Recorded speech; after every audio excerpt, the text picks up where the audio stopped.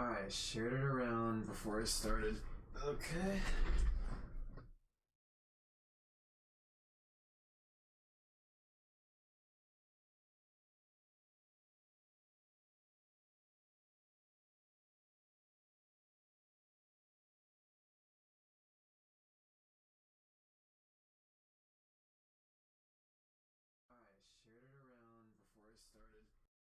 There we go.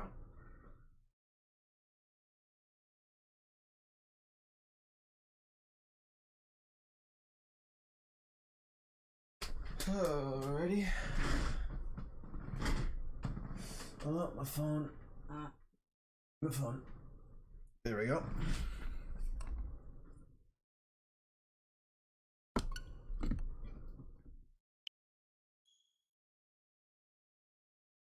Excuse me. Oh, what is that I'm feeling? Oh, that's the box. Okay.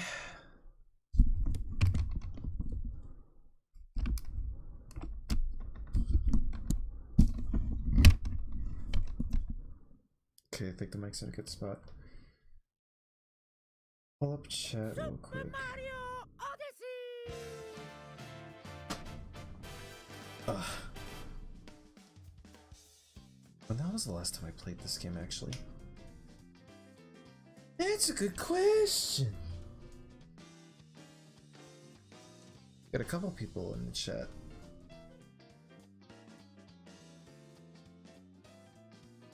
Hey yo, Brian Holst, Diego Estrada, Adrian Machado, Jaden G. Do you feel like Battle League is more super than charged in every way? Yeah.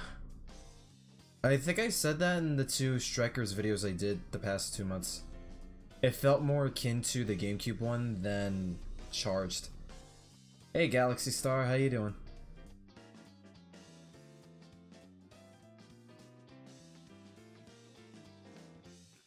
Alright. Oh. Yeah, that might be a good spot for the phone. Okay.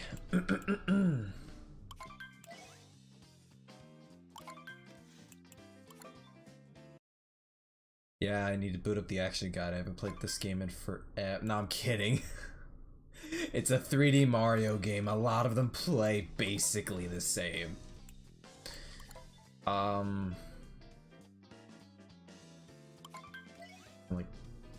currently being played?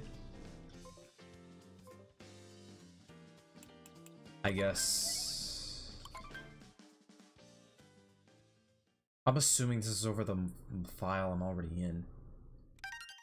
Yeah, I had a stressful week, bro. I don't care if it's 10 at night on a Sunday. This probably won't be a big or popular stream at all. I am just doing this just to de-stress, detox. God, this week was long.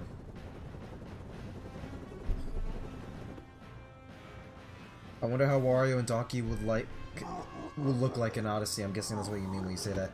Hello, Jean Pierre Marino. Can't believe you're finally playing Odyssey for the first time. You've never done that before. I know, man. It's only like the first time I'm playing the game for, I think, the third or fourth time on the channel. Probably third for the channel.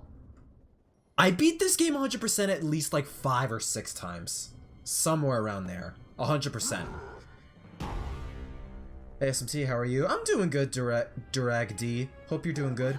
Have you seen the new gameplay footage for Battle League? Only a little bit.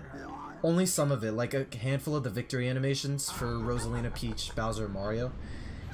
Yes, I am Master Mario. I am the real Super Mario T. Hope you've been doing good, homie.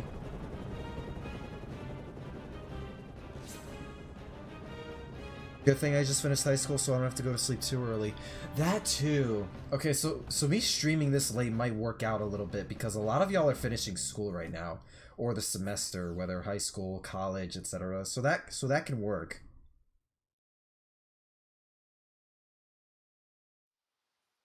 Yeah, I felt like the new Mario Strikers as being more like the GameCube one than Charged is in basically every single way. Like gameplay-wise, especially like. the point distribution, like it's mainly the point distribution, because like hyper strikes give you like 2 points for your score instead of like 4 to 6 like charge did.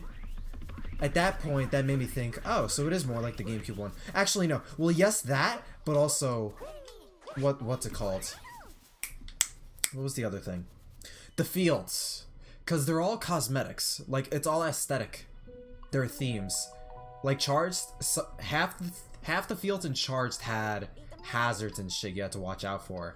In the GameCube one, none of them had hazards. They were all aesthetics. Even though half of them kind of blended in together visually. In my opinion, anyways. Hey, Polly, man. You have to wonder why sometimes Nintendo have Mario, Luigi, Wario, and Yoshi as a group. I mean, those 4 were a group in the 64 remake. I don't know if they have them in a group like that consistently or often. Why Mario Odyssey to play today? This is like my, at this point, this is like my comfort game. Odyssey's become my comfort game. It's so easy for me to go back to. It's one of my favorite Mario games, too. I should probably, like, spice it up with another one of these comfort streams at some point and play, like, either Mario Sunshine or Galaxy instead. But, like, Odyssey is, like, my go-to. It's, like, one of the easiest games I could pick up, I feel. I've only beaten this game again purely to try to beat it without jumping. Only jumped 25 times. Oh, yeah. There are a lot of challenges people have come up with over the years with this game. How's the audio quality, like my commentary mixing in with the game audio? Is my commentary too low, too high? Is the game audio too low, too high? Is it just right? Like, let me know down below. Odyssey's an undeniable go for real. Exactly. Polyman gets it. Poly gets it. I mean, the level design's really good. I feel like it might be because of the controls. Odyssey controls so beautifully.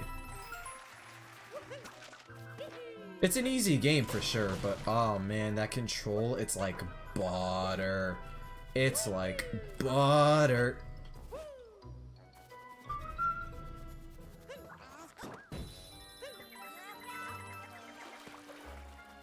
Doing pretty good. I think some fans forgot that some of the characters in Charged had 1 or 2 instances of victory animations that weren't too amazing or special. I agree. And even then, like, the animations for all the characters so far in Battle League, like, all of them look really good. You're just right, chat delay still by like 30 seconds though. Okay, I'm really gonna have to see how to fix that. Cause is it based on capture card or is it a setting I can actually like toggle either in my stream setup or YouTube? Cause I don't know if it's one or the other.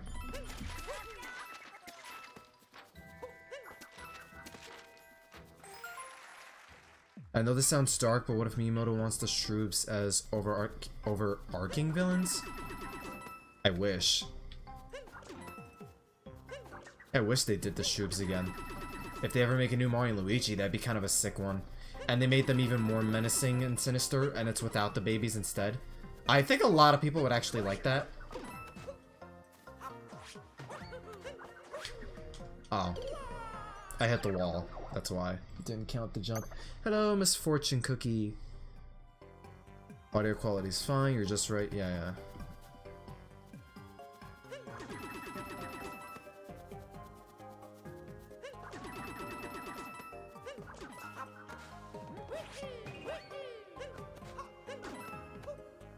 You guys doing good?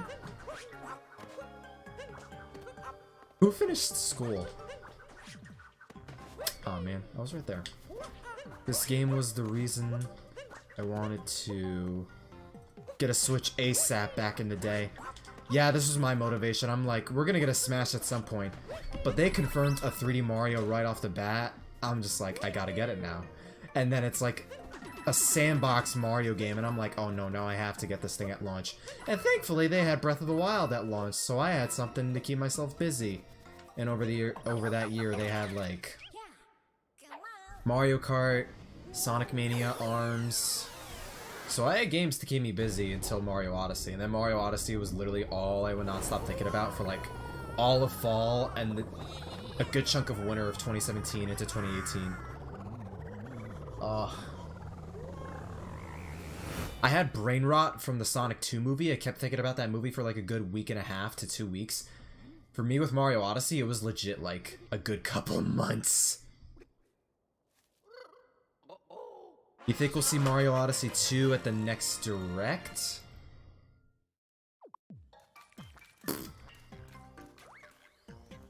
Assuming it's June.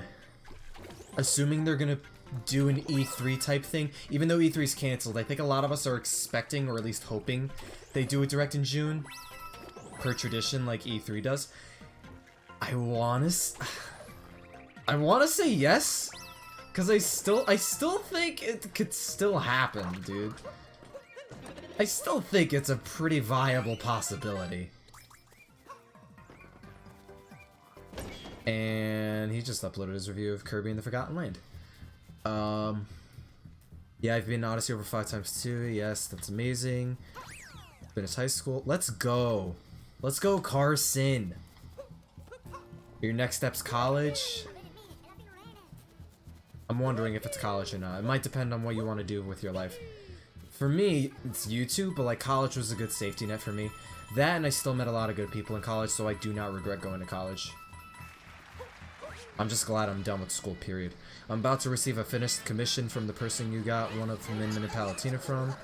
The one I asked you about a while back. Oh! Actually? You're gonna have to elaborate on which one, because there's a couple I got commissioned art from who did both Palu and Mim. And there's Rawanuki, there's Silent Drawer, Shiren.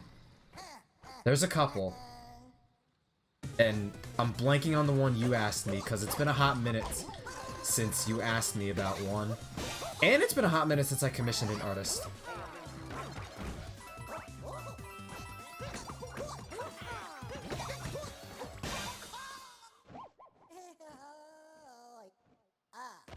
I'm probably gonna do a predictions video. Like, I'm assuming Nintendo's gonna have a Direct in June. Like they usually do for E3, even when it's canceled this year. Even though they have like a couple announcements already they did like the past couple weeks and updates. That would have fit pretty well in a Direct, all things considered. I still think they're gonna do a Direct. And if they do, I do think they're gonna end it on Odyssey 2. And they're gonna say that game's gonna come out next year. Dude, imagine if they say, oh, Odyssey 2? That's coming out this holiday. God, imagine. I don't think so. But that's even assuming, like, they have a sequel for this game planned at all. But yeah, no, I'm gonna make a predictions video probably when we get closer to the middle of June.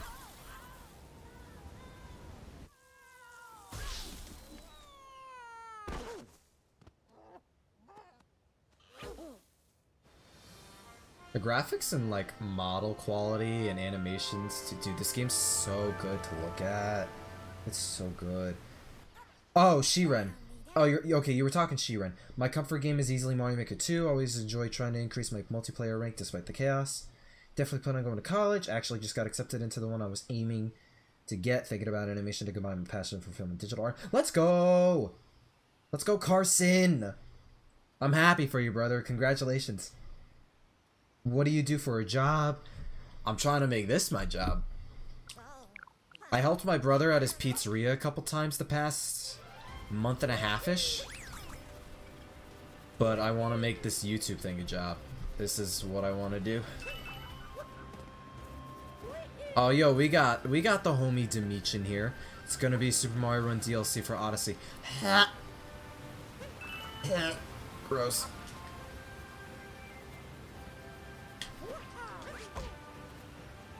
This game looks amazing. Hell yeah. Letting you know if you're up for a drawing. My commissions are open on Instagram. Oh shit, I should do that actually. That is the homie right there, so I should commission you, Jean-Pierre. That is not a bad idea at all.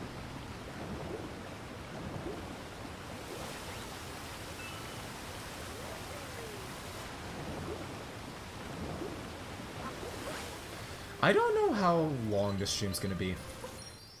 I want to see if I could beat the game in this one stream.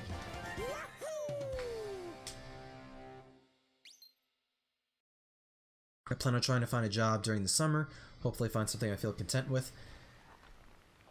I hope it goes good for you. Doordash helped me pretty well last year. Even though I got taxed from them this year. It was kinda pricey. I love your channel, bro. Thank you very much, MU. I love Odyssey. This is coming from a guy who apparently hates the Switch, by the way. Oh, wait, is that a stigma people kind of like threw on you now?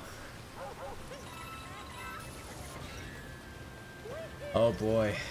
You gotta love when people online throw stigmas on you out of nowhere. What do you think the plot of a Mario Odyssey sequel would be? I feel like it'll probably be similar to, like... I don't know if they would do the whole wedding thing again, but it would be Bowser probably kidnapping Peach. If they had a whole original plot, though, that'd be absolutely baller. Like an original plot in a 3D Mario that isn't a spin-off or like an RPG series. Like, yes. I would love that. I think everyone would love that. Because, like, you know how much everyone makes fun of Mario doing the whole Peach getting kidnapped by Bowser plot. Even though, like, plenty of games do, like, their own... They either do their own little spoof on it, like a decent chunk of Mario games, or they add extra, like, context and layers to that plot, like Paper Mario on the 64, or this game. I beat Odyssey in about 6 hours, my first playthrough. Now, I know the record for this game, as far as playthroughs go, is like 40... Is it 48 minutes? It was under an hour. I don't know by how much, though.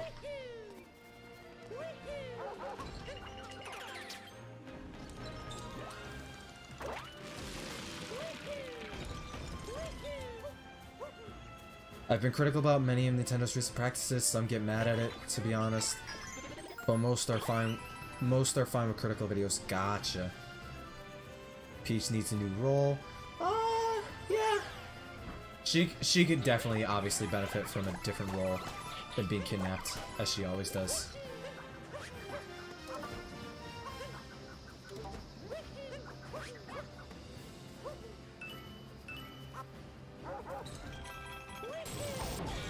I thought my long jump would be fast enough. Speedrunners are insane at this game. Oh my god, yeah, that just reminded me, I still need to do mine. I said way back when this game was new, it's like, oh, I'm gonna do a speed run. I'm probably not even gonna get close to the record times, but like...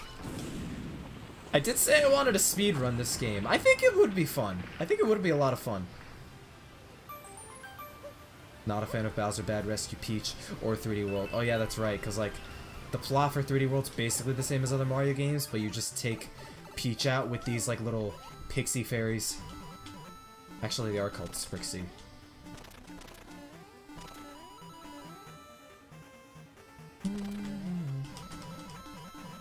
Imagine the plot is that all of Mario's previous villains... Oh, if they had like previous, like other villains from other Mario games in there, that'd be baller. Returns that it's up to Mario, Luigi, Yoshi, Peach, Toad, and maybe Wario to have to work together to save the universe. No matter what topics out there online, there will always be defenders and haters. Yeah.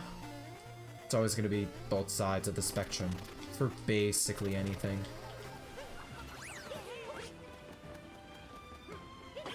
I speedrun the Sand Kingdom store demo. I could beat it in under 9 minutes. Oh my god, dude! Yo, yo. Who was subbed to this channel back when I speedran the demo? Because I speedran the demo too, but I speedran it in the sense that I was trying to get as many moons as I could in under 10 minutes.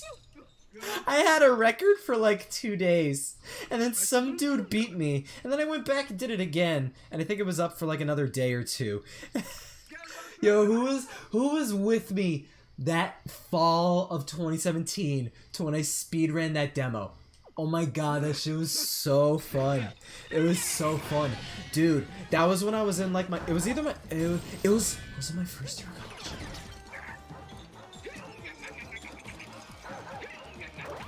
I think it was my second year of college. Yeah. And I was worrying about that.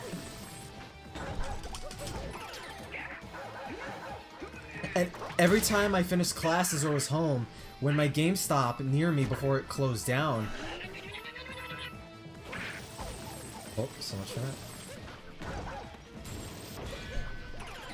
Yeah, each time I was free from college classes at that point, I would just go to that GameStop and stand in front of that kiosk for like a good, like 1 to 2 hours.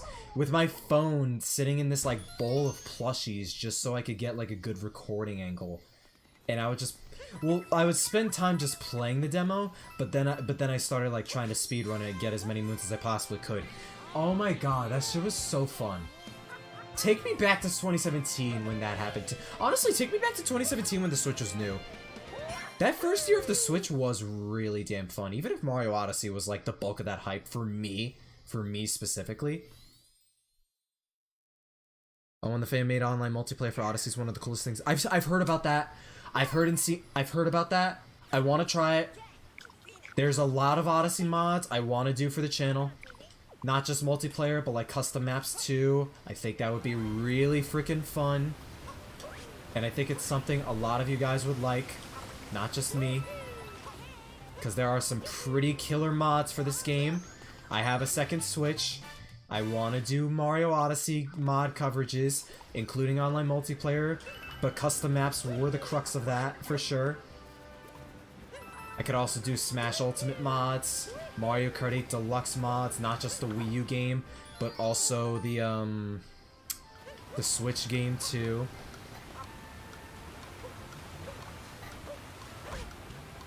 Well, that works.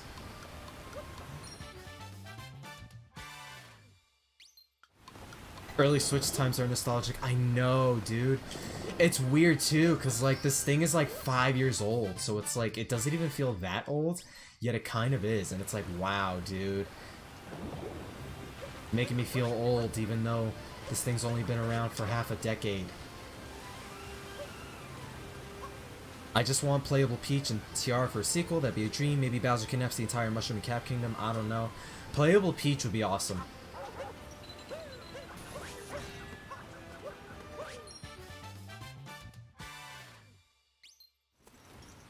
Do you want a villain that's very personal to the Mario Bros?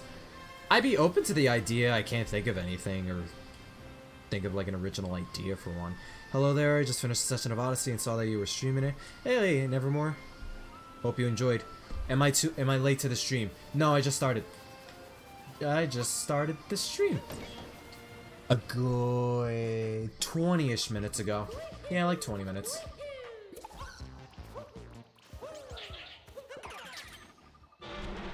Hide and Seek Odyssey looks amazingly fun. You know, I was putting tags for this live stream, and that was one of the suggested tags, and I'm like, Hide and Seek Odyssey. And now I'm thinking that's probably another mod. Dude? And I plan on covering Mario Kart Wii's CTGP too, so it's like modding scenes for these games go kind of nutty. Gonna head out. Alright, you have a good night, Miss Fortune Cookie. Stay super. Getting as many moons as possible before leaving the kingdoms is so satisfying just due to seeing the numbers rack up with the globe. Yes, that was with me. Whether seeing them stack up on the globe or just, oh yeah, the number up there. That or just seeing all those little like icons in the upper left corner. I like seeing them stack. Like, damn, I found all of those, bro. I found them. I modded Smash and Mario Kart, but I haven't tried to mod Odyssey. I plan on doing so soon. You a fan of movie villains like Dick Jones from RoboCop 1? Just curious. Movie villains. I like Megamind. At least that was how he started out in that movie. You know, I only saw that movie for the first time like a couple months ago. Dude, Megamind? I don't know how I skipped out on that movie. That's like one of DreamWorks' best movies, like objectively. Holy crap, that movie was so good.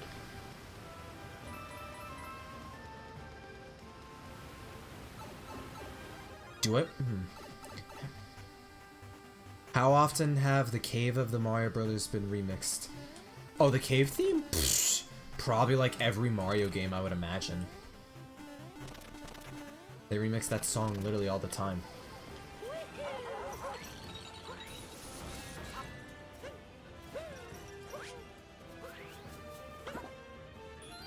Mario and Peach should break up. Mario deserves better, and this should be the next plot of the game. Oh, that worked. Man, it's just smooth, bro. That's what I meant by the online multiplayer. I've been hooked on the hide-and-seek videos. Oh, man. I should look into that. I really should look into that. I should really just look into the whole modding scene for Switch games. Mario Odyssey at the very least, because, like, that looks so cool. And I see a lot of, like, bigger streamers and content creators getting into that, too.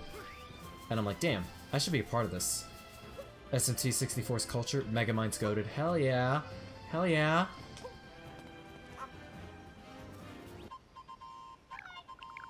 It's weird how the underground theme gets used more than actual Mario theme from 85. You know, I think you're right about that now that I'm thinking about it. Yeah, let's not, I don't know if I'm gonna, nah. Yeah, we'll do a casual playthrough. We'll not waste too much time in all the kingdoms. We'll just play it by ear, I guess. Have you ever tried Legends Arceus, or is it stuffed in your huge backlog?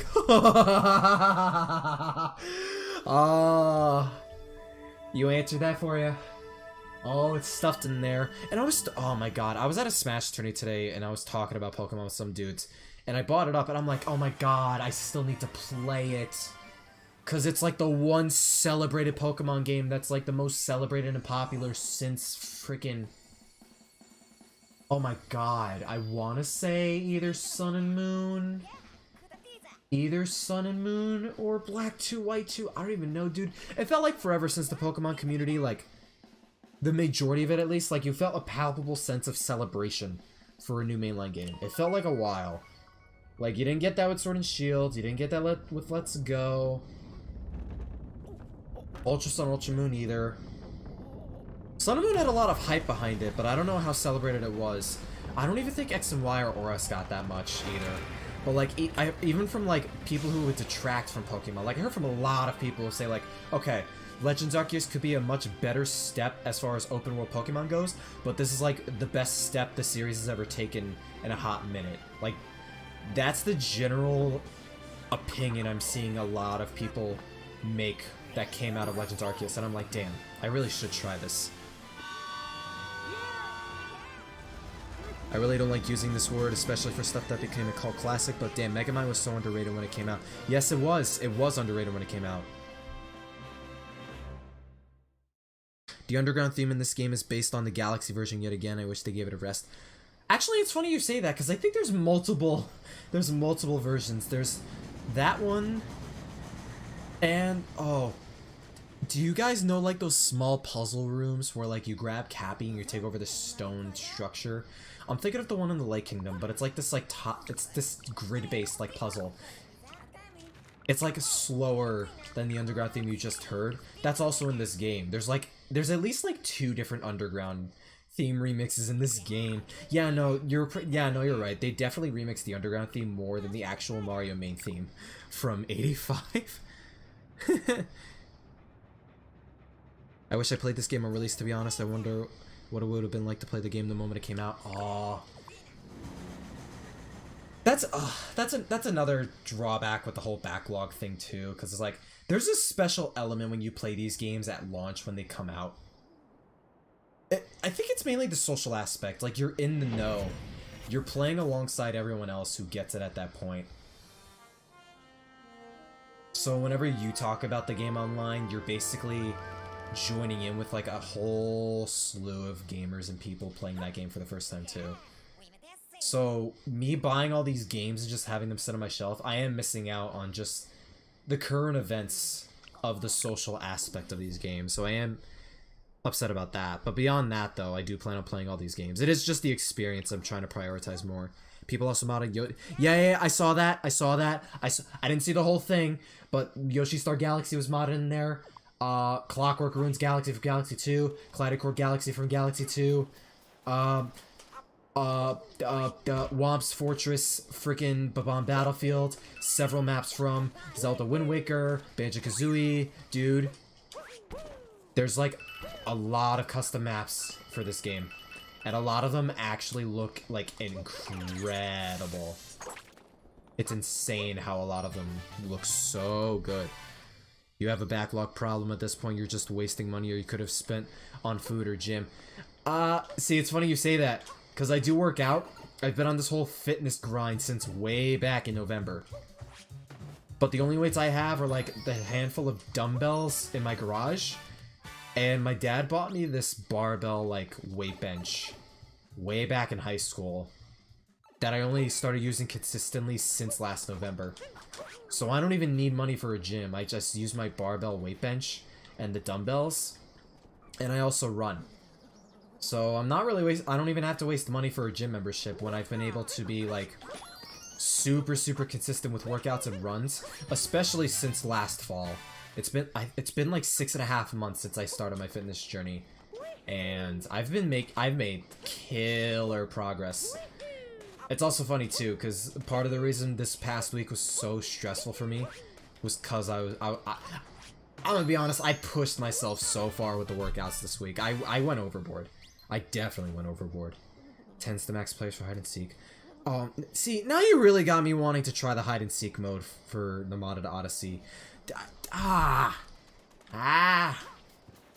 I got this burst of energy after the Smash tourney earlier today. But like the burst of energy, it's like, ooh, I'm gonna start making all this crazy content, and I guess I'll elaborate more further, and we're picking up more viewers the further into the night we're going into the stream. The more I'm playing this game, let's go. Hope you guys are having a wonderful night, having a beautiful Sunday. Today was warm. It's May, so like now we're finally getting like the warm spring weather, like 70 degrees. It was like 80 where I live. It was so warm today.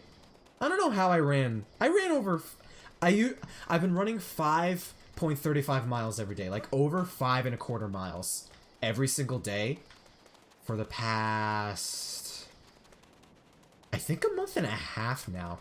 Ever since April. It was like on and off between that and 3.7 at some points. But ever since like a week before the Sonic 2 came out, I've been running over 5 miles every day to Sonic music.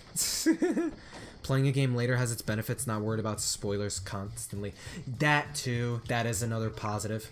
Still haven't played Odyssey past the Second Kingdom, not because it's bad, but when I got the game, I didn't have my Pro Controllers yet, and the Joy-Con drift was a bitch and a half? No way, dude. Nah, dude.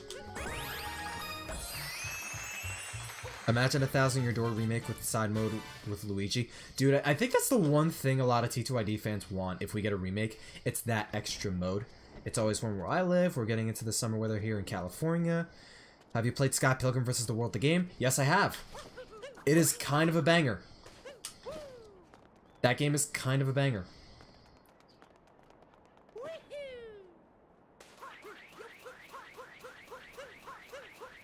Who here likes to eat chocolate even though it's totally unhealthy for you? Raise your virtual hand. I'm raising mine. Raising mine. Even though I'm on the virtual grind, dude, chocolate's goated. I do buy these protein bars. They're called Pure Protein, and the boxes I get usually come in like 3 different flavors: chocolate peanut butter, chocolate deluxe, which is basically dark chocolate, and chocolate salted caramel.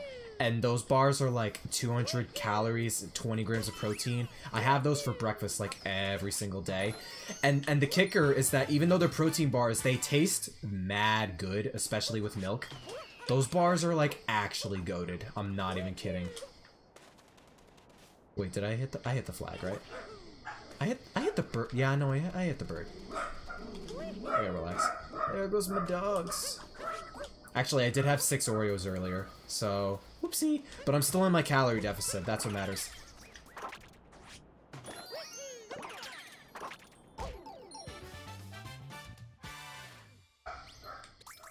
Oh, Kit Kat Clunkies, dude. Kit Kats are so good. I think my favorite chocolate. Oh, that's a good question, dude.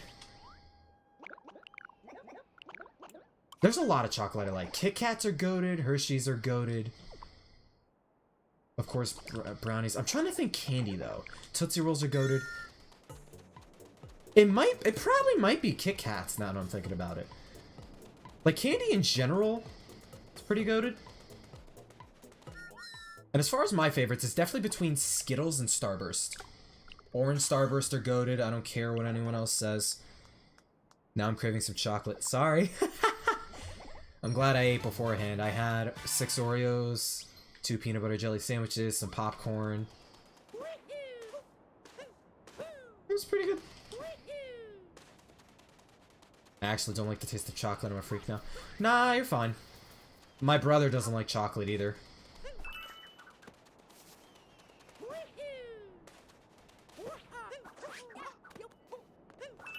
Loan me some. Oh, Henry.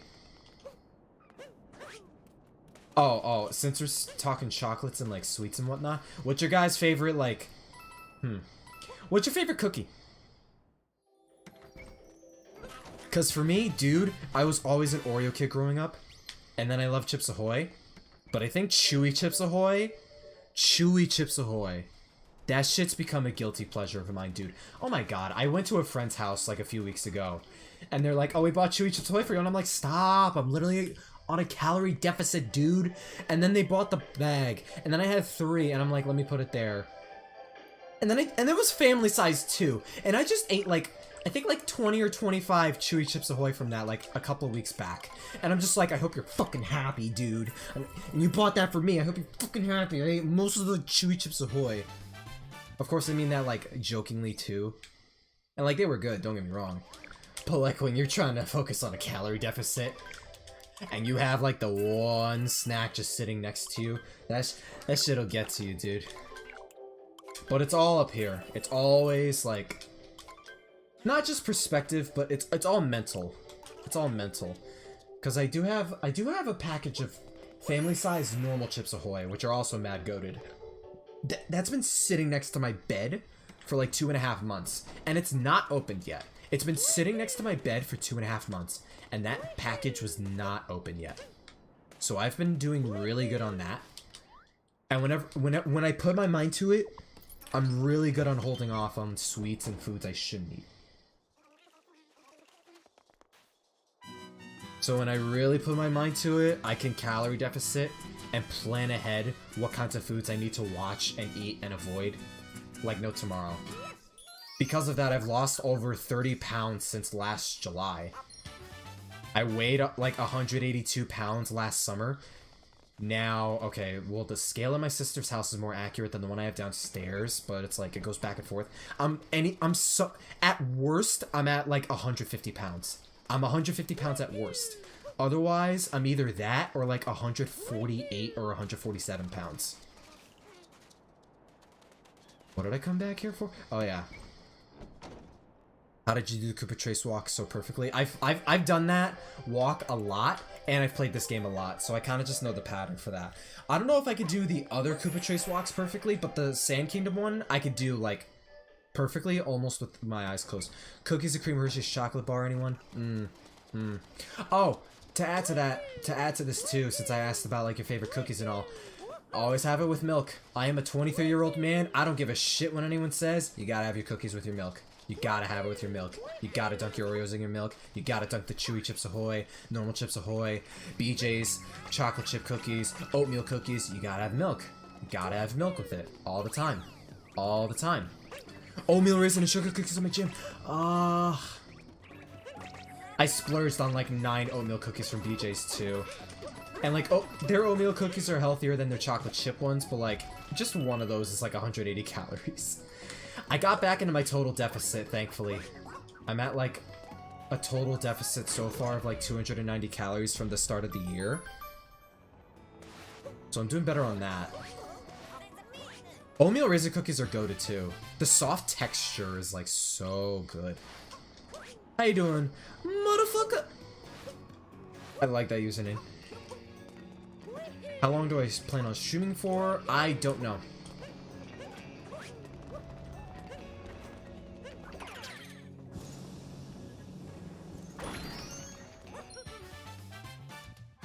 Concur, do you think watching someone play a game can... Hang on a sec.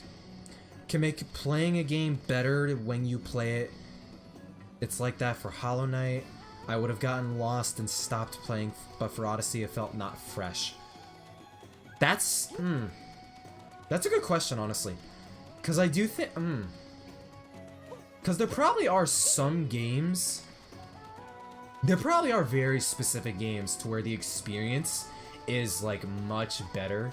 Or, like, it adds to it when you watch someone play for the first time. And then you play that game yourself and you're like, damn, I get it now.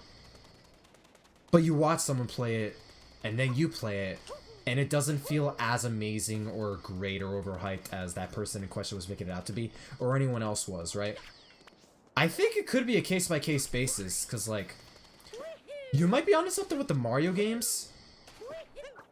Because Mario games, those are, especially the 3D ones, at least the 3D ones and the RPGs, those are games, like, that, like... Those are special when you play them for the first time and you don't know what you're getting yourself into. Like, those are special games. So if you watch someone play, like, Mario 64 for the first time, I feel like you're gonna come out of it with a radically different, like, not just viewpoint on the game,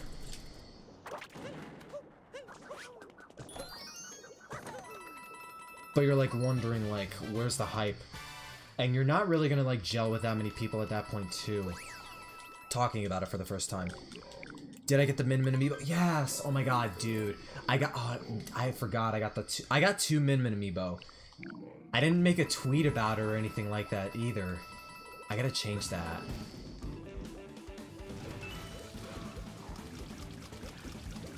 I gotta be like... Oh yeah, it's because I wanted to dust off my amiibo shelf. Because they've been getting a little dusty, and I want one of my Min-Mins to sit next to some clean amiibo. Sweet Vanilla Almond Milk, that was pretty good. Any shows you've been watching recently? Let's see. I rewatched Attack on Titan not too long ago. I'm about to rewatch the final season at some point. Well, actually, I wanted to do an Attack on Titan video, but I'm planning on watching the Chronicle to help, like, reassess my knowledge of the show for that when the time comes. Because I rewatched seasons 1 through 3, but it's been a while since that, and I want to make a video on that with, like, everything fresh in my mind. So I think I'm going to watch the Chronicle before I make a video on that. But yeah, I'm rewatching Attack on Titan. I rewatched Cowboy Bebop not too long ago. What else? Was that? Oh, I rewatched My Love Story. That shit's so good. Ori Monogatari, My Love Story. It's like one of the most wholesome romance anime you're ever gonna find. It's so wholesome. It's such a good one. There's that. I've been trying to watch and keep up with Shikimori's Not Just a Cutie. That one's okay. That one's okay. What else? Oh, My Dress Up Darling, when that was new like a month back, that was baller. My Dress Up Darling's goated. There's that. Spy Family's on my watch list. I'm gonna watch that soon. Keeping up with the iCarly reboot, Season 2. Trying to think what else. There were like other shows I rewatched and also kept up with too. Do I like men? I mean, men can be goated. I'm pretty dang straight though. Support LGBTQ, but I am a straight man. Nice, I've mainly just been keeping up with Amphibia and the Owl House. I need to get into anime more. Oh, Smiling Friends. Dude. Oh, and that just reminded me, Close Enough Season 3. I gotta watch that. Oh, I gotta watch Close Enough Season 3. I almost forgot about that. But Smiling Friends, I binged that with my friends like a few weeks back too. Dude, Smiling Friends was hilarious. Smiling Friends is such a good show. Is that fucking blackface? Dude, the Halloween episode is like one of the best. There's that one? Oh, and the freaking fairy tale one. That one was really funny.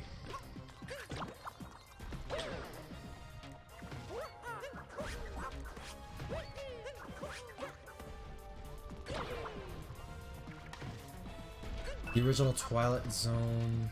Oh yeah, my friend showed me Mandalorian not too long ago. And then the last 3 episodes of Book of Boba Fett because of that. And I'm not a big Star Wars fan, but I thought Mandalorian was pretty damn baller.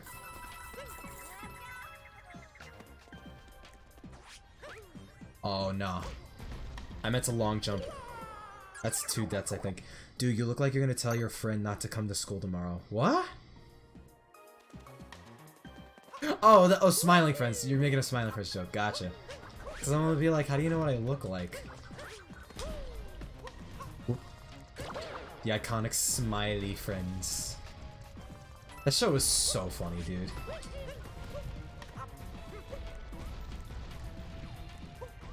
I've been meaning to rewatch One Piece, but specifically for a series I want to do for the channel. I want to review each arc. One Piece is like my favorite anime. There's a 2nd season of iCarly reboot. I heard something about it being canceled, but I didn't look into it. Yeah! 2nd season's going on right now. There's like 7 episodes out right now so far. Not a fan of a lot of very mature shows, but I have heard good things about Smiling Friends. Yeah, Smiling Friends is good. I still think Rick and Morty's good. The first couple seasons, though, were, like, incredibly good. The later ones are a little worse, but it's I think it's still really enjoyable. Oh yeah, I gotta wait for everything to thaw out, I think.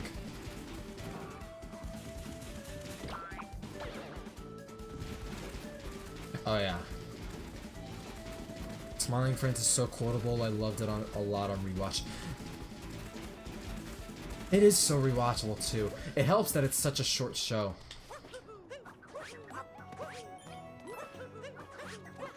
This shit helps so much. Imagine a Waluigi game where he owns an amusement park and it basically is a tycoon game. Dude, I wish Waluigi had his own game. That'd be such a killer game. Anything for Waluigi. Pirate game, tycoon game, adventure game. Give him something, bro. Waluigi deserves it. When every mainline Mario character can get a game, besides Daisy, I guess, Waluigi deserves it. Wario got one, Peach got one, Toad got one, Captain Toad at least.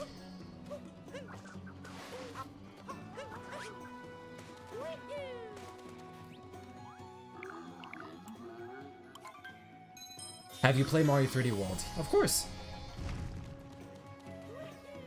I'm trying to think of other shows I saw. I think I mentioned Cowboy Bebop I rewatched recently. That show's goated. Still goated.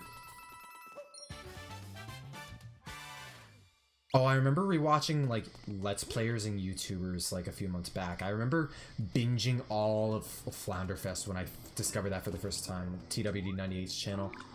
Rewatched Dashy play Mario Odyssey way back. One Piece is my favorite too. If it wasn't obvious, you heard about the live-action Netflix show Otis closely involved. Yeah, I heard about that. And the casting doesn't seem that bad. So I am curious. Hey, Funky Thor, how you doing? How would you feel if Wario and Waluigi were in the next Mario and Luigi game? I'd pop off. I would pop off. That's not only big for Wario, that's like insane for Waluigi. Hope you're feeling better. Don't push yourself too hard. I'll try not to. I'm definitely going to ease up on the workouts this upcoming week. This weekend fared a lot better for me. Today and yesterday. So I figured capping off the weekend with Odyssey would help me and elevate my mood.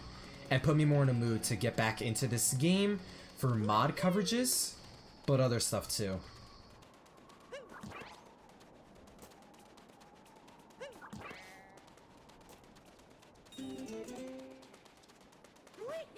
Am I really about it? I'm not about to hurt the sheep. Let's not do that. That shit takes a while.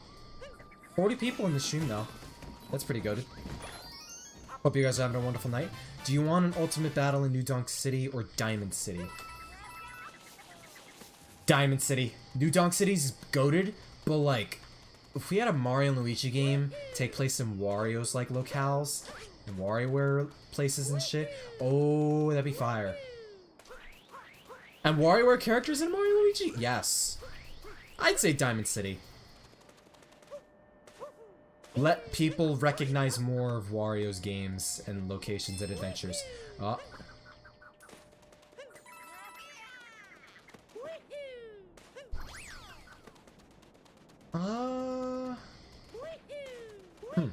Earthbound or Chrono Trigger? I don't know. I have not played either one, even though I have the SNES Classic.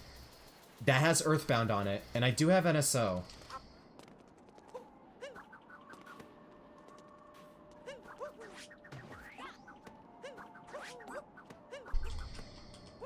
Oh, I could have just dove. I could have just dived, and I would have made it.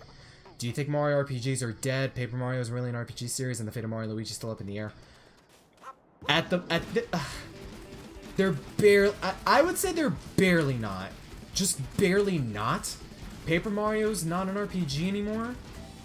But like, Mario plus Rabbids barely is. It's a tactical RPG. And that's like the only semblance of Mario RPGs we have left. So by a hair it's still alive, but by zero means is it in a traditional sense. I think that's 3 deaths so far this stream. Chrono Trigger slaps Earthbound any day. How big's my backlog number-wise? I'm not even trying to count the backlog number-wise, man. Number-wise, the backlog? Well, there's those 2. There's Earthbound Beginnings. I have the Mother 3 ROM on my computer. There's Bowser's Fury. There's God knows how many Zelda games. Christ, dude. Oh, don't. I got so many games in my backlog. It's not even funny. I don't even know if I want to count. I'm like, oh, the Pokemon anime. I gotta catch up with the anime. Fuck. I gotta catch up with the Pokemon anime too. Because I hear the Champions League is happening, and like all the champions are there. And then I saw the well, no, before that, I saw the opening for the 3rd arc of the whole Journey shit, and I saw Greninja in there, and then I saw Paul, and I'm like, fuck, I gotta catch up. I gotta catch up on the Pokemon anime. And I think every one of Ash's old companions came back except for like May, and I'm like, I gotta see May, bro. I'm really glad Serena came back, but like May was one of my favorites. I gotta see her too. Oh wait. Let me be cool. So let me be cool.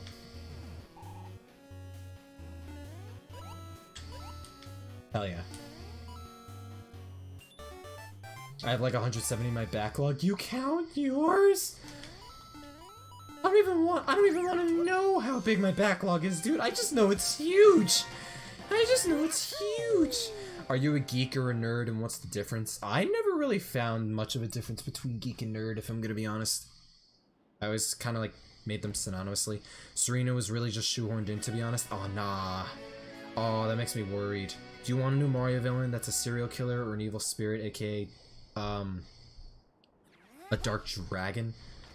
I mean, either or. Oh yeah, I didn't dive to that spot.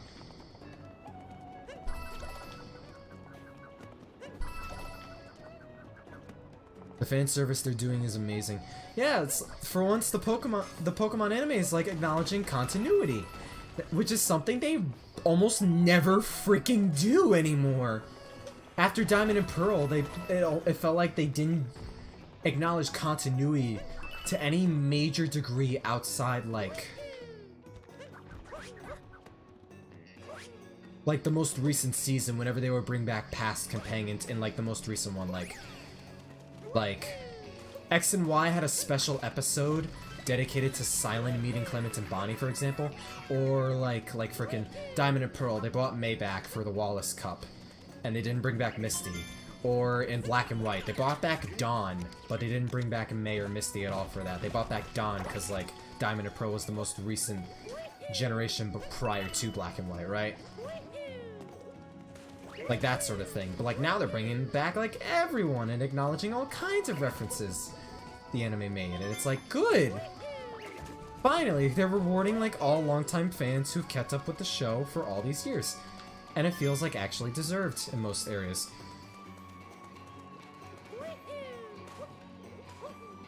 Out of curiosity, have I started playing Metroid Dread? No, that's another backlog thing. And I have Zero Mission Infusion on my Wii U, plus the NES Classic with the original Metroid, and the SNES Classic with Super Metroid on there too. And I have Samus Returns on 3DS.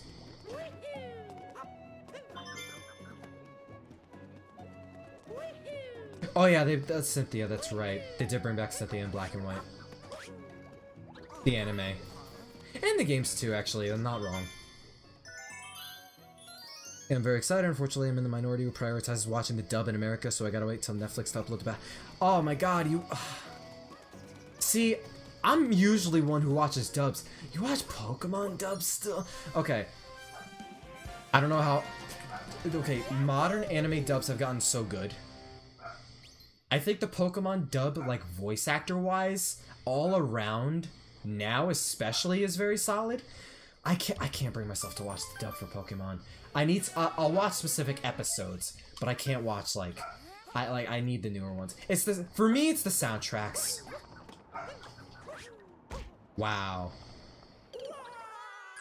Dude, ever since, like, X and Y onward for the Pokemon dub, they changed the soundtrack. And it's so much worse, dude.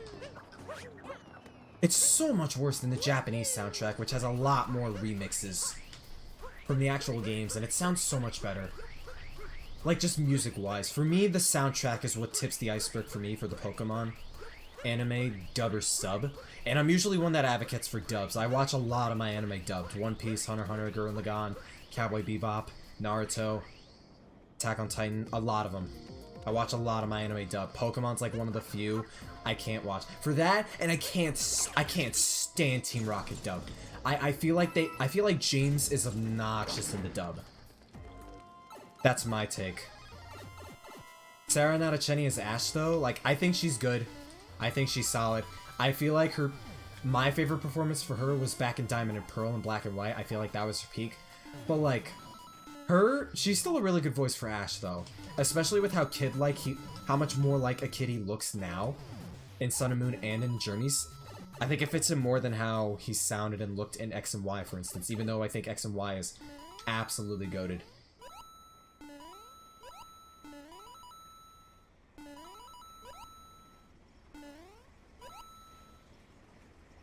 But yeah, like as far as like other dubs, Attack on Titan dub's good, One Piece dub's good, Funimation, Fullmetal Alchemist, Naruto, Gurren Lagann, like a lot of those are really, really good dubs in my opinion.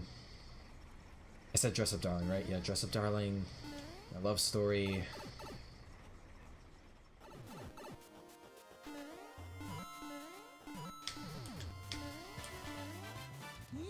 Oh, Jesus Christ.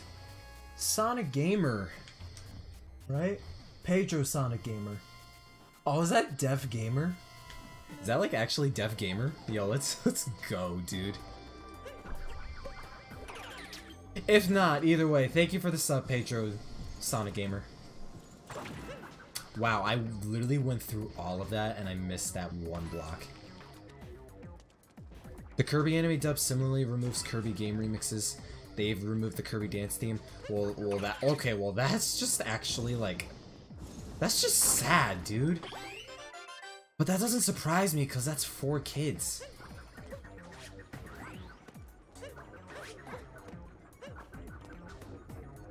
Greninja's theme slaps. You cannot watch XYZ without Greninja's theme. Exactly. He gets it.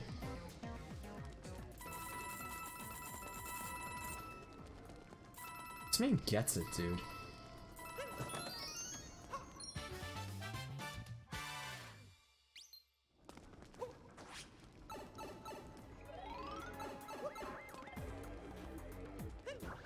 Who needs a bullet bill?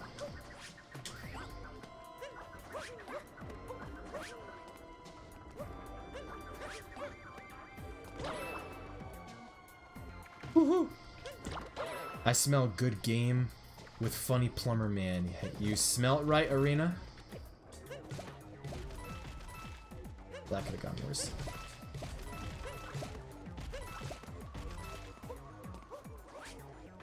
Black and White Best Wishes was the first generation I got into watching the anime, so the new voices I was fine used to. I butchered reading that comment like verbally out loud, but I basically got the gist of it.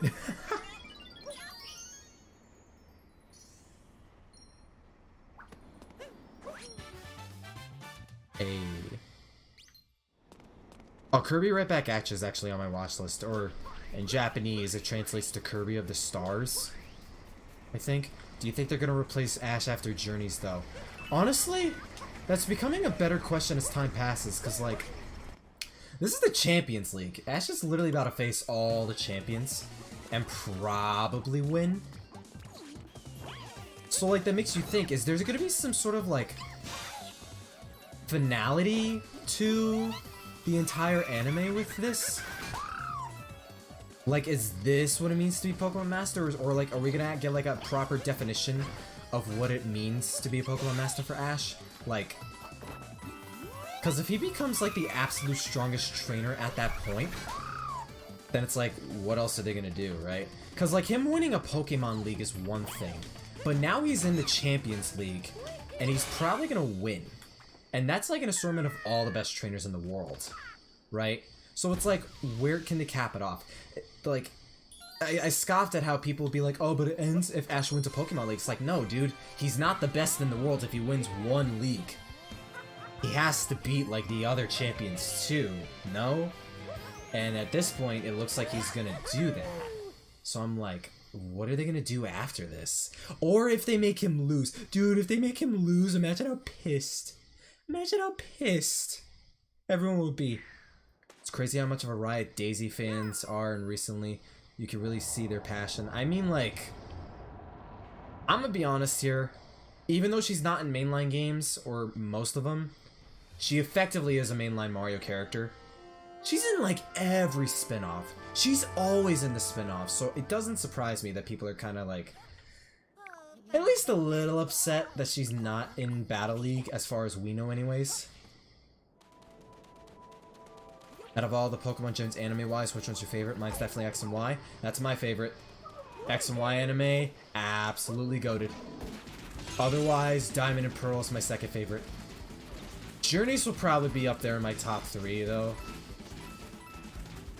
I've been meaning... I kind of want to rewatch all of Pokemon.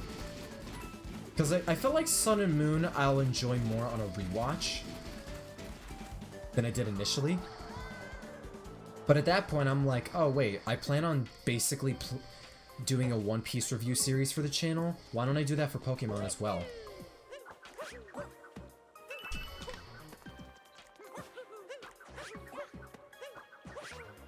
Hey, Terminal. Terminal 64.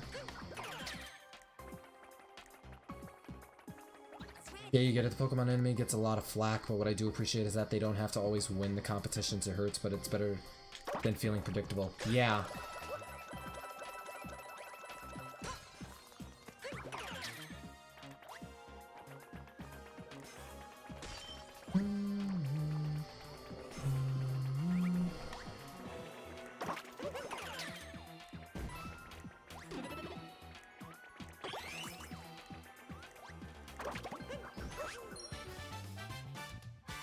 Isn't Ash with a guy nowadays?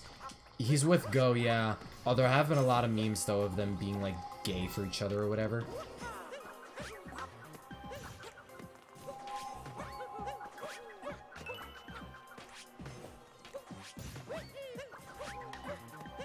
I'm dead.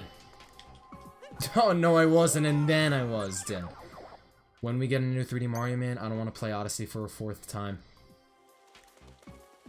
That's why I'm gonna get mods to satiate myself for the time being. Well, I'm doing fine right now. Well, that backfired. How many times did I die now? Like 5? I think this is my 5th death. I thought it was a relationship. Nah, well, the anime establishes they're friends. I'm pretty sure they're friends. Especially when there are, like, at least 2 girls in the Pokemon anime you can make a case for having, like, a big crush on Ash.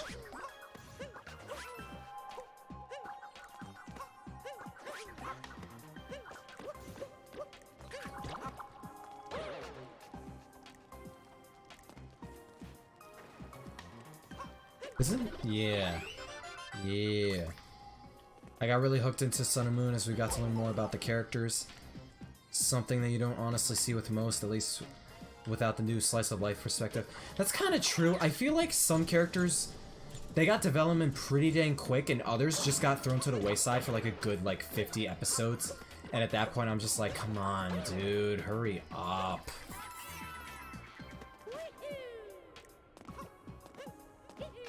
It felt imbalanced. That and the pacing fluctuated all over the place too. Some episodes were like really fast, really slow. Some were paced well. Others were just not. That's from what I remember though. It's been a hot minute since I've seen Sun and Moon the anime.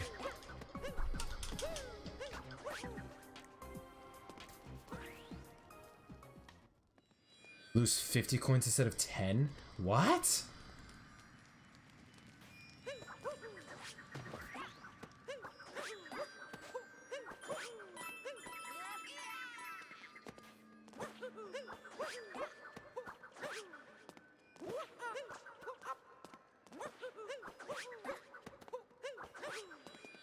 I always love doing these platforming stuff, dude. And they leave like those little like rewards for you too, the coins. Because the game rewards you for exploration and like good platforming skill. Game's controls, man, they're really good.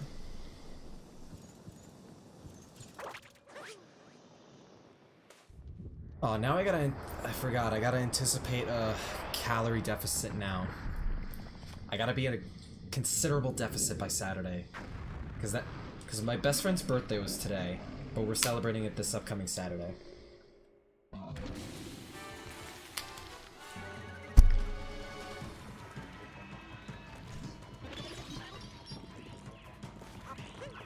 So that's how you get up there. Should a 3D Mario game be more linear like Galaxy or more like Odyssey? You could have both. I feel like more Mario games should gear more towards like the sandbox style, if not that like ambitious linearity scope that Galaxy had. 3D Land and 3D Worlds are really good games. 3D Worlds especially, it's like mad well designed. But like Galaxy was linear. But it had a scope and structure that didn't feel like as linear as Galaxy 2 or 3D Land or 3D Worlds, right? So I feel like something like, if you're gonna make a 3D Mario linear, something like what Galaxy does, whether in scope or structure and level design, I think that works better. Because I hear a ton of people remark and go back to Galaxy, not just for the story and Rosalina and whatnot and the atmosphere, but also because of like the structure the levels in the game had. We almost peaked at 50 viewers to stream, by the way. That's insane. And I'm playing this game for like the umpteenth time for the channel. I have a lot of people in here. Especially when I'm just playing Odyssey again. I feel like Bowser's Fury is like the perfect of both worlds. Still need to play that, man. And all the plans and ideas I have for the channel is definitely gonna like some of it like is gonna help alleviate at least very gradually the whole backlog thing I'm suffering from. But like at the same time, it's gonna go against it too, because like it involves me playing Odyssey again. Not the game itself, but like mods for the game. Smash and Mario Kart, it's the same. And like, ugh. Yeah. There's a lot of work and plans and ideas to be done for this channel in the future.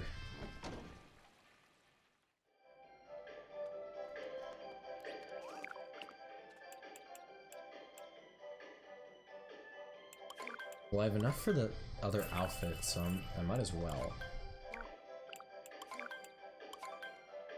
Bowser's Fury sparks a great mixture of open world and linear, with the islands one giant world with many missions on individual islands. That is true. Hub world makes a huge difference, bro. That too. I mean, this game's still fantastic, but like, a hub world is really, really good. That is another reason a lot of people mark Galaxy as super good too. Who are some of my favorite YouTubers? I'll mention them in a second. Hey Jay Sparky Steel, how you doing? Funny skelly dudes.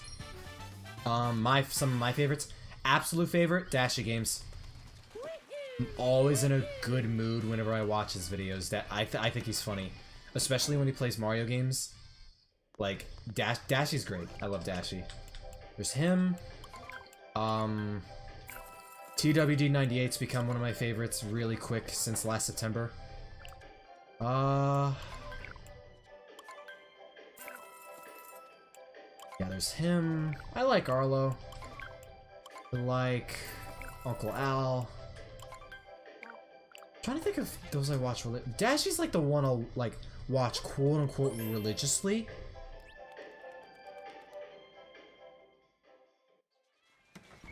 Odyssey is the most boring Mario game to replay in my opinion. It's great, but on a replay it becomes an Easter egg hunt where you already know where all the eggs are. I can definitely understand that. I think that's one of the game's biggest faults for most people. I don't have that problem because I have fun with how the game controls. And it's fun for me either way. It's mainly the controls, but I have seen plenty of people express how much they don't like going back to this game because it's like the adventure's good and the game is great, but like because of how easy it is and of how oversaturated the moon count is, it's hard to like go back and 100% this game like consistently for a lot of people compared to either Mario 64 Sunshine's debatable, but either 64 Galaxy 2 or 3D Worlds or 3D Land, right? Yeah, Dash is my absolute favorite. Oh, Cartoon Cypher? Cartoon Cypher's fucking goated. Cartoon Cypher's really good. Since we were talking anime dubs earlier, that's a dude who like does a lot of like analyses and videos on dubbed anime. His shit's mad good. Oh, Totally Not Mark. Totally Not Mark. Easy top 3 or top 5. Love Totally Not Mark. Have you seen the video criticizing the structure, lack of potential of Mario Galaxy? I think I know which one you're talking about. And I did see it. It was one of the ex-members of the Game Grumps, and that video was mad good. It was a good video. I disagreed with it, but like I still thought that was a really good video and an intriguing like perspective to look at Galaxy from. I think I know what video you're talking about. I think I know what it is. I feel like my first time playing this game was my second since I watched someone else play it. Yeah, I feel like if you watch someone play a game, that is definitely gonna have some kind of effect. I can't say whether positive or negative, but it is gonna have an effect on how you play that game after that point. My take though, when it comes to 3D Mario games, I feel like Mario games, the 3D ones anyways, or even Mario and Luigi and Paper Mario, a good chunk of Mario games, those are games you have to experience yourself for the first time. Because I don't think there's really much like a Mario game for the first time.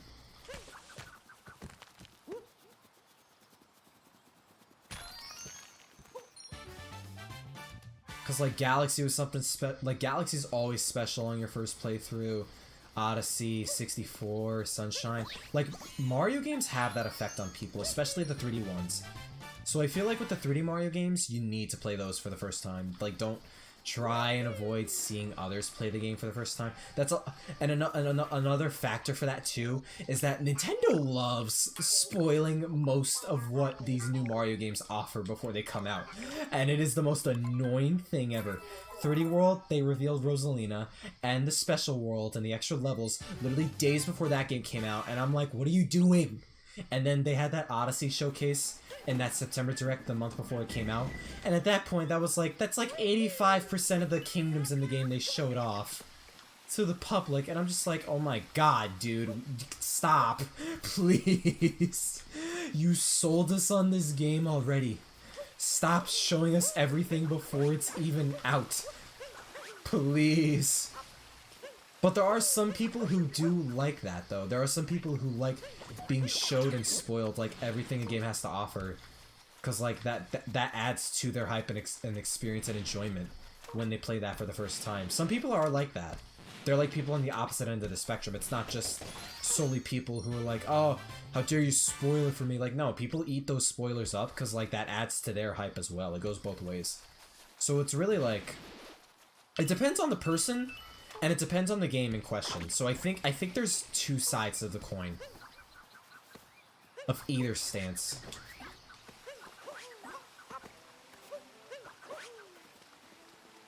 Nintendo spoils their own games. Yes, they do. For Mario, at least, they spoil their Mario games all the time. All the time. And it's annoying as shit. Are you a 64 or 64 DS person? I appreciate and have fond memories of 64 DS, but I am a 64 troglodyte. I'm a 64 troglodyte. It's between... Hang on, let me make this jump real quick. It's between, like, 64 DS is really good, the minigames are also goated and godlike, and the extra missions help, but 64 feels more focused with it focusing on just Mario than you having to go back and forth between swapping characters for specific missions, even though you could just grab the hats on the stages, so it's not really a problem. I also like how the game controls, like 64 OG is faster and has better controls than DS does, where it relies on the D-pad and 4-directional movement, and the camera too.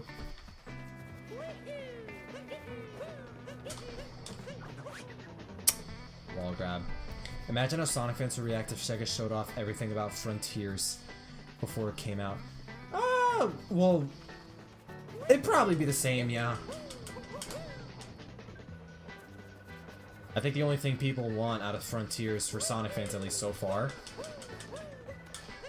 is like gameplay. It's the best version because of the controls for me. I'm trying to get a triple jump or like a decent jump at the peak.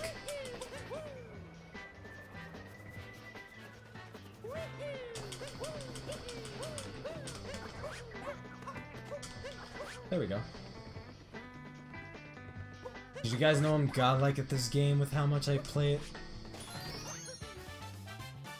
Luigi Casino minigames were the thing back then. They still are, bro. Dude, you want to talk about a thing back then with 64 DS? Wanted. I spent hours on Wanted.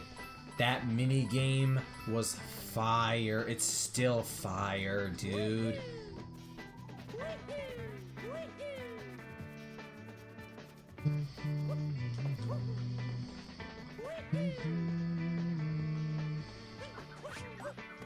Woohoo!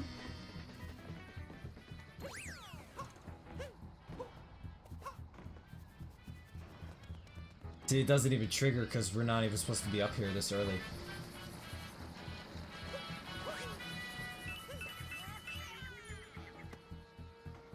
Weirdly, I played a lot of the remake games on the DS as a kid. In terms of personality, which partner of 64 is the best in personality? I want to say Bo.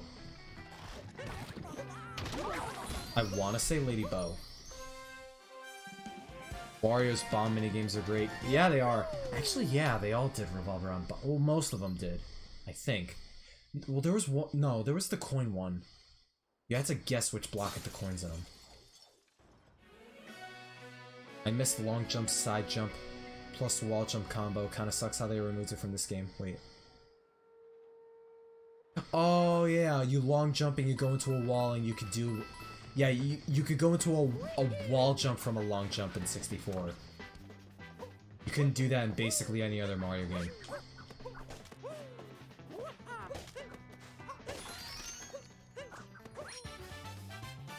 And I could kind of see that, yeah. It doesn't bother me that much. The one thing that irks me in this game is the long jump feels nerfed in this game. Like, it is a long jump for sure, but it feels like it doesn't go as far as it did in, like, basically any other Mario game. Maybe 3D World, but like 3D World was already kind of like neutered-ish, somewhat. I mean, Galaxy had the whole anti-gravity thing, so it had an excuse for a busted long jump, but long jumping in Galaxy felt so nice. Felt really good there. 64s, it felt really nice.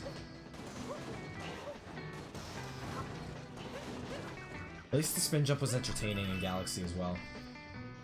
I remember you saying on Twitter that you would be going to Super Smash Con in Virginia this year. Do you know what days yet? Oh god. I think it might be for all three. It's a 3-day event, right? Whichever day singles is on is when I'm basically going. Are you gonna go to SmashCon? Because I'm going SmashCon. Oh, what?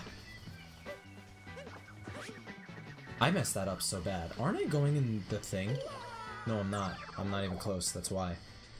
It feels a little slow. Doing it in succession makes Mario stop a little. Yeah. Wait.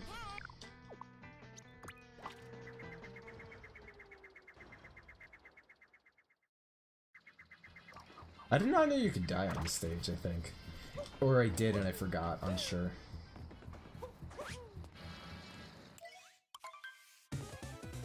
We've been streaming for almost an hour and a half.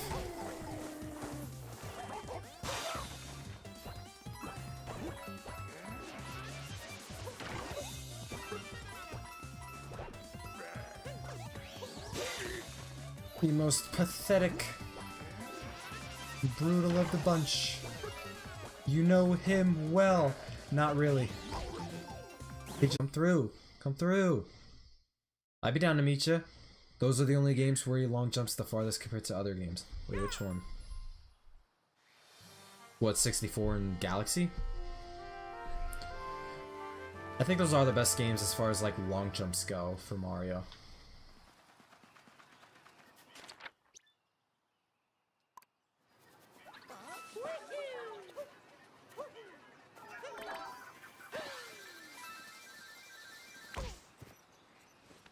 Oh, the Sphinx is gone. It just hit me. Are you considering doing a superstar? Yeah! Yes, I was. Superstar mode. I forgot that was a thing. Which is basically like a really hard version of the game. Dude, I've been wanting to do that. Ugh. See, I was not kidding when I said I have a lot of ideas planned for the channel and for content, dude. And even just on Odyssey shit alone, it's like there's a lot I could do. For a lot of the modded content, I really wish Odyssey had DLC. Odyssey needs a DLC. I agree. But at this point, I feel like now it just needs a sequel.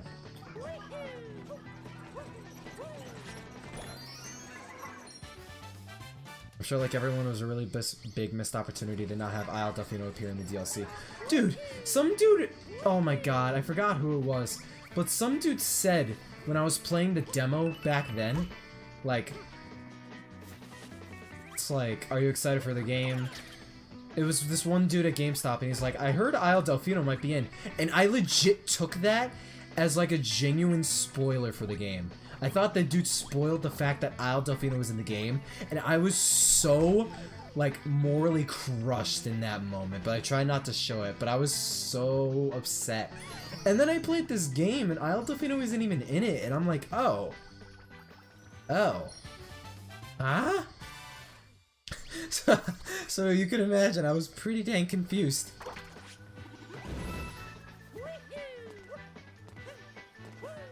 I feel like 64 is amazing because of the fact... Wait. It's so fun for speedrunning, and by far it has the most tricks you could do, which made it so fun. When new tricks are found, I think that made the speedrunning scene. The speedrunning scene, I think, is a big factor in why 64 is so fun and amazing of a game.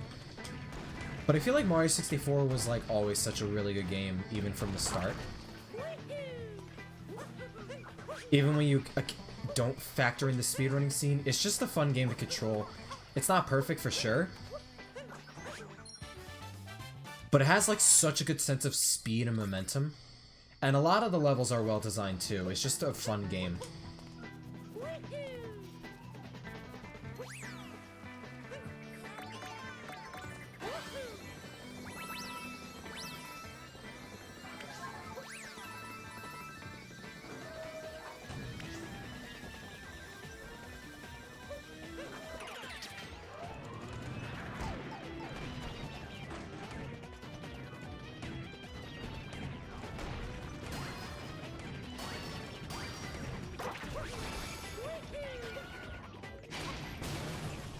Yeah, I feel like I'm spending way too much time in some of these kingdoms. I'm gonna try and speed up playing through these. Not trying to be here all night. I fixed my sleep schedule by a pretty hefty margin. I don't want to butcher it. by a huge margin either. Altafino was on the map in the promo art, and it still had the globe covered in blue. Yeah, that's the weird part. So, like, we know they had it planned in some way for this game at some point. They were gonna have Isle Delfino in there. Just like how they had Mushroom Kingdom. That's another reason why I think they're gonna do DLC. It's like, between that and other kingdoms they could have thought up of, whether to bring back or original and be brand new, it's like, they have to be, like, making a sequel. There's so much they could do for a sequel at this point now. Sunshine Outfit was also a big clue. Yes, that too. Was Sarasaland supposed to be in the game at some point? It was speculated because there was some promo art that had, like, Easter Island heads and a structure very similar to some of the art of Mario Land as well. That was another thing too. We have Peach's Castle though, so at least we have something nostalgia-wise, especially with the purple coins and the 64 outfit. I agree.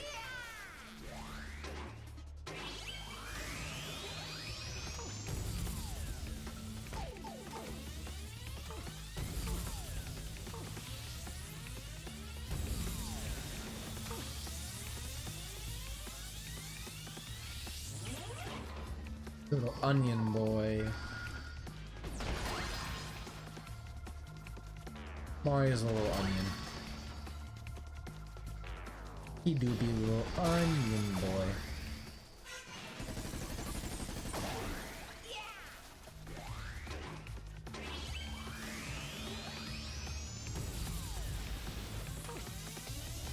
Either that or that rumored DK games, but I'm not expecting.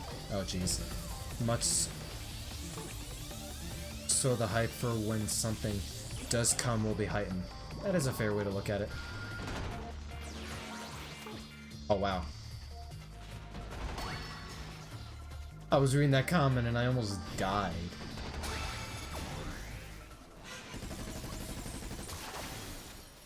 A 3D DK game would still be baller though. We haven't gotten one since DK64, which I know is a very mixed game.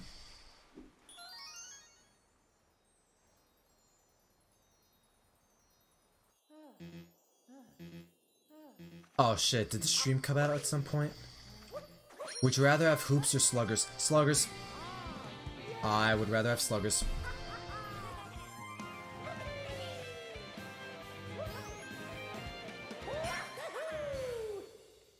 Is it out of few Odyssey material we get in spin-offs? I mean, 64 era was great for incorporating a lot of 64 material. GameCube have their share of Sunshine too.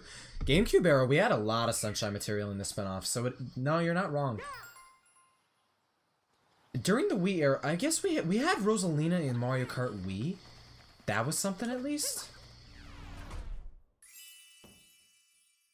Trying to think what else.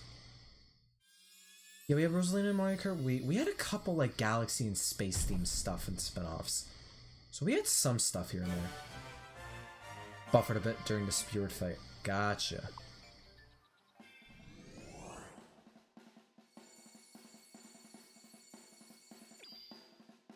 I feel like we got more Galaxy stuff towards the Wii U era. Because Rosalina got added to Smash. Cloud Top Cruise. Yeah, like the 3DS and Wii U era in general. The Galaxy level in 3D World, Rosalina, playable in 3D World as well. I'm more unsure if I want a sequel these days. I think there's plenty of room to improve Odyssey, but could a sequel still wow so crazy stuff like this game did? I think it could. I think they can still wow people in a sequel if they really put their mind to it and really expand on the capture thing. And even then, if they announce a sequel, I feel like a lot of people are going to be on board. Like, some people will be like, it's like, do I want a sequel these days? Like, yeah, trust me, dude, when they announce it, you're going to be on board. Y'all are going to be so happy they're doing it.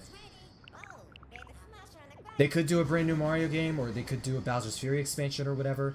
That's still really hype. You're going to be happy for that too. But even if they do Odyssey 2, you're also going to be really happy about that too. I feel like any instance of what the next 3D Mario could be, whether Odyssey sequel, Galaxy sequel, Sunshine sequel, Bowser's Fury sequel, or something completely different and new, that's just something a lot of people are going to be really happy about. Any scenario is basically going to be a win-win.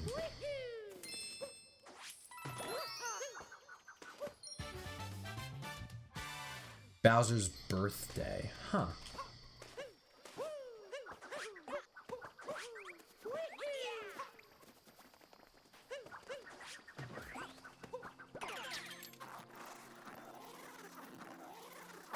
I want to see how fast I could... There was like a small speedrun section for the Lake Kingdom, actually, I think. Favorite Smiling Friends character?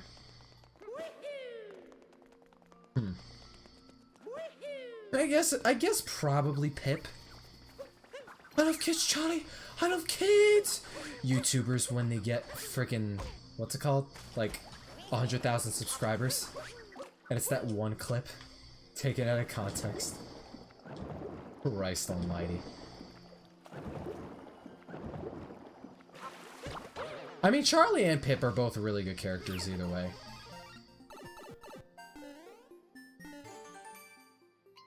Hard to hate on either one or the other. Well, I messed that up.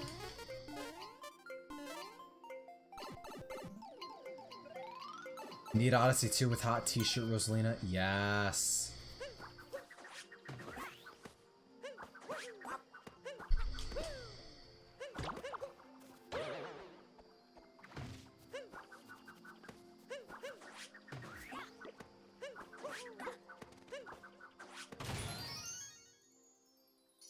I want it now, damn it. It's been so long already since we've gotten anything mainline related other than Bowser's Fury, which even then is just an experiment for a potential future 3D Mario.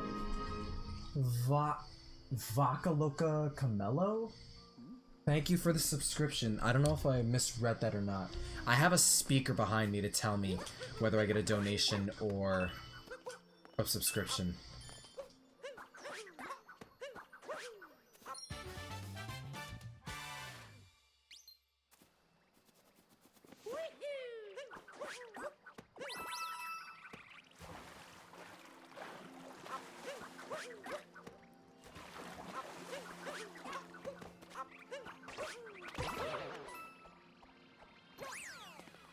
Whether it's an Odyssey 2 or a new game, I'm fine for either. Thankfully, Kirby's holding me over.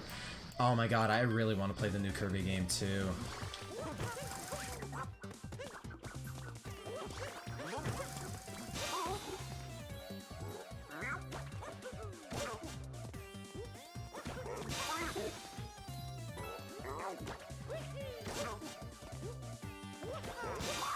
Bruh.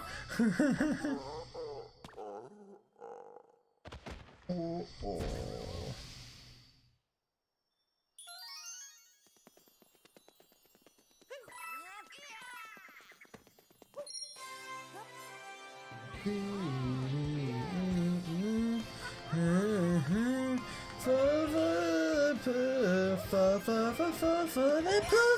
Hose.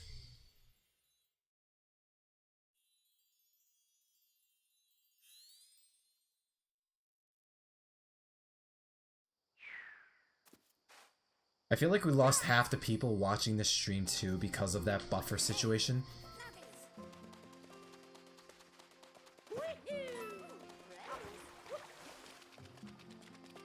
But we had like almost 50 people watching this stream. That's insane, dude.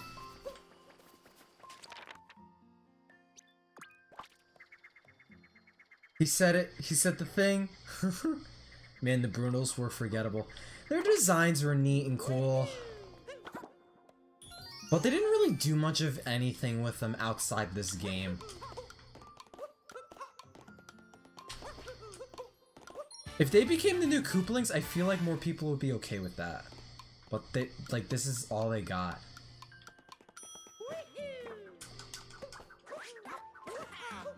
That was too early of a jump.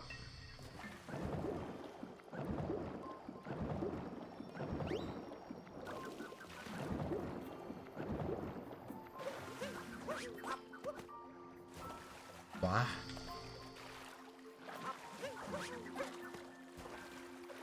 What if the next Mario 3D game is on the next console? I mean, besides Galaxy 1 and 2, we only get one 3D Mario game per console. That's another possibility. And that is a good way to sell and market their new system. Whether Switch 2 or something completely different, you have a new spanking big Zelda or Mario game at launch. That's gonna push that console. That's all you really need.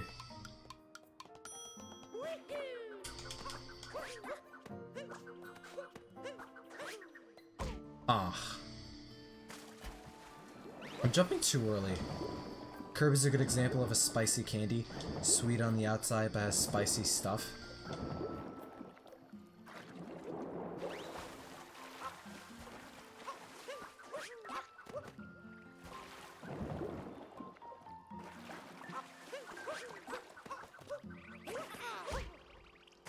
I'm gonna get up there, bro. I don't care.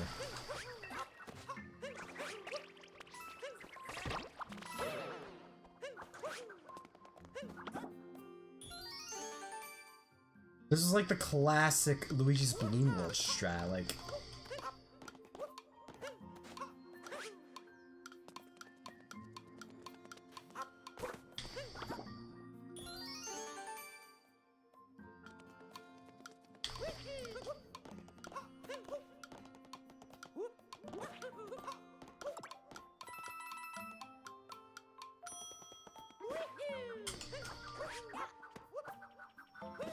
Why didn't you go down? I shook my controller. You shake it and like Happy goes somewhere, and then you use that as like an extra jump.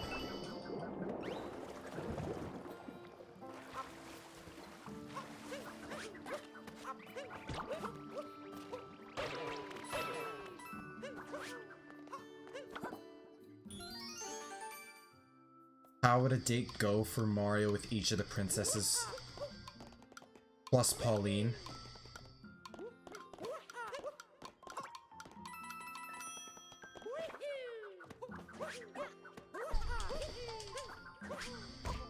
What? Bruh.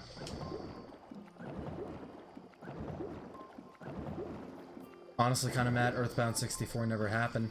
Especially now that I've been playing the Earthbound games on NSO. Oh yeah, I forgot that was gonna be a thing.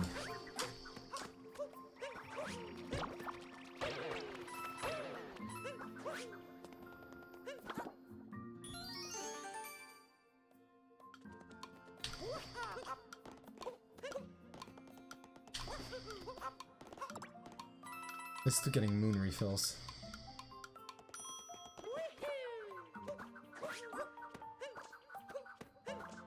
I didn't do the... Oh my Jesus, dude.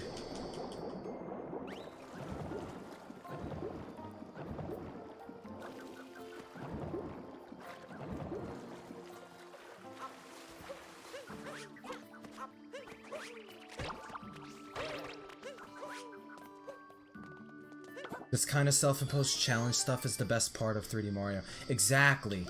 And Odyssey has like so many of these self-imposed challenges.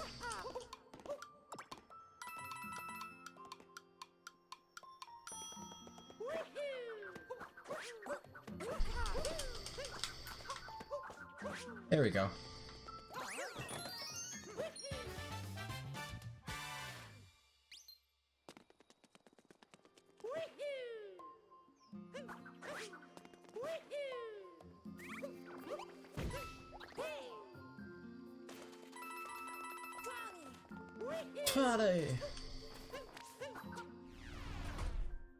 I remember spending hours on this jump because you managed to put your balloon there in no stream. I won't forget SMT, I never do.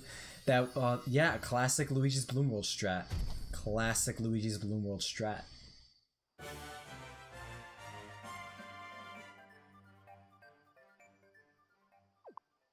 If you sequence break, right? The devs knew, dude. They knew. They knew people were gonna go ham with this game.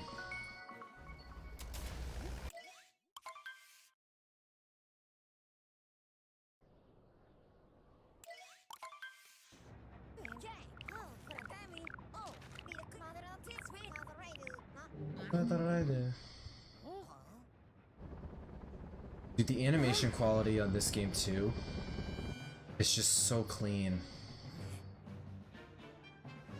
I still think this is like one of the best looking games on the Switch. Luigi's Mansion 3 for sure, too. Another game I need to finish.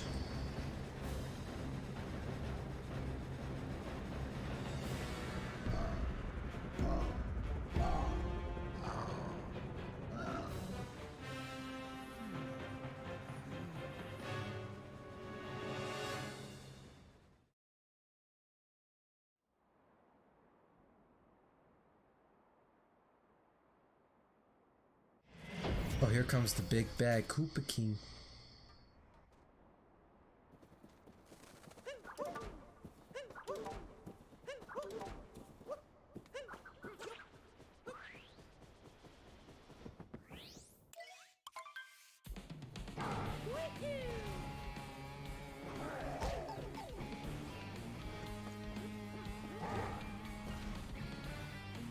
The song should have been in Smash. Odyssey sound selection, like the songs they got from Odyssey for this game, they put in Smash.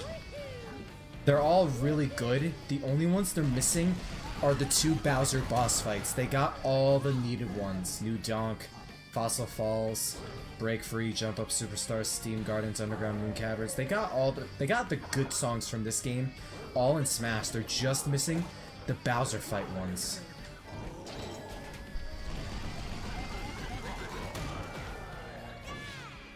What is Bowser like using on his computer? A web browser. Am I the only one who feels oddly bad for Bowser in this game? No,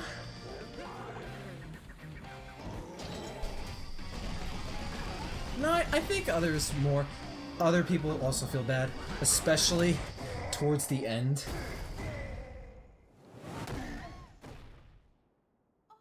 Like, not only in certain parts does it feel like he's finally getting what he wants, but the end honestly feels quite cruel. It feels cruel for Mario too, bro. I'm just saying.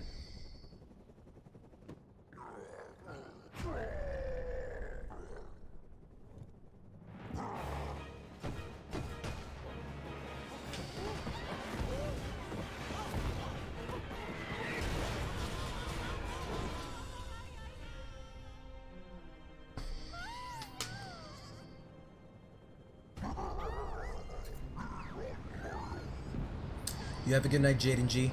See ya. Stay super. Loki would have been cool if Mario did the Metal Gear Rising Punction QTE meme. Psst. The cutscene before Bowser was a super memorable moment for me. I agree.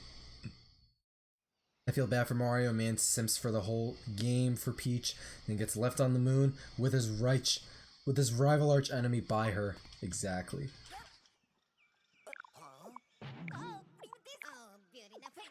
Oh, treta fria.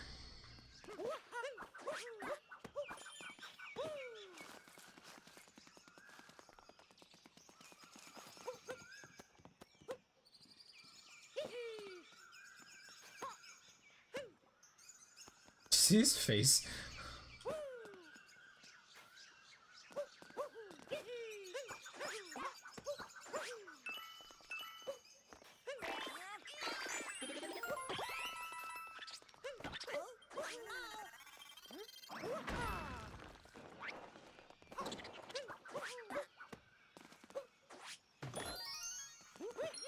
Love me some Cappy gibberish, right? Mario doesn't need Peach anyways. Pauline is badder. Facts. Facts.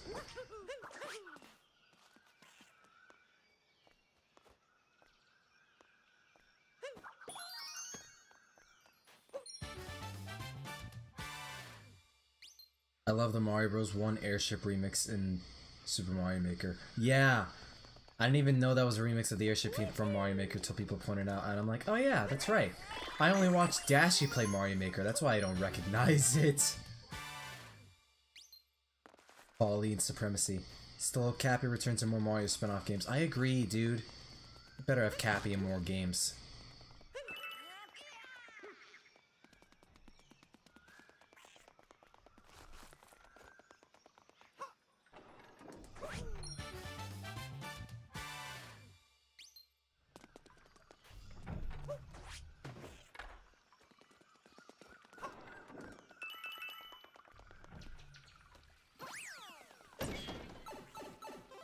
Pauline is in fact vastly superior.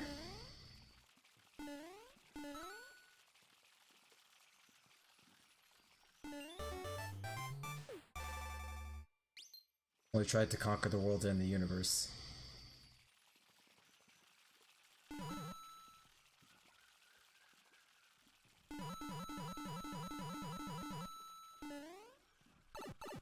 You should stream Mario Maker 2 at some point. True. I need to play it.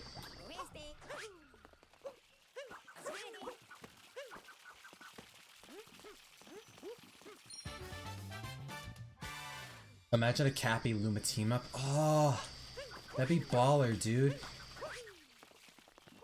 Oh, Mario could do the spin move and the Cappy throw. Ooh. And it just transports me all the way back here. Oh, my shoulder. Leaning on it a lot today.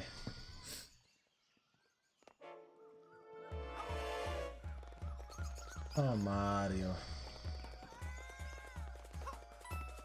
I wanted to see if I could get 10 moons without triggering that. If I went up higher, to higher ground, I probably could have. Because you definitely can clear this area without triggering the... I forget his name. Klepto. I think that's his name.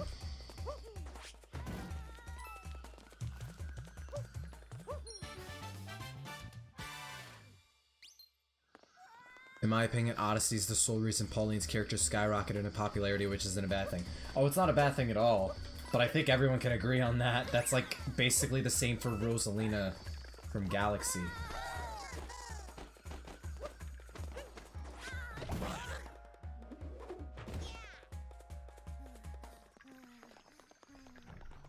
Oh, Cappy. Poor baby.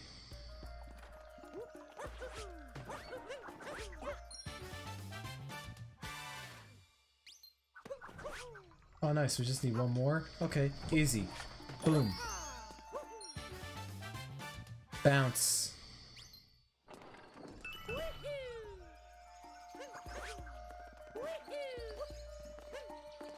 We're not skipping the festival, though. We're doing the new Donk Festival.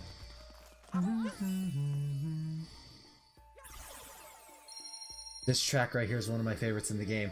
Well, too bad you're only hearing like the first minute of it.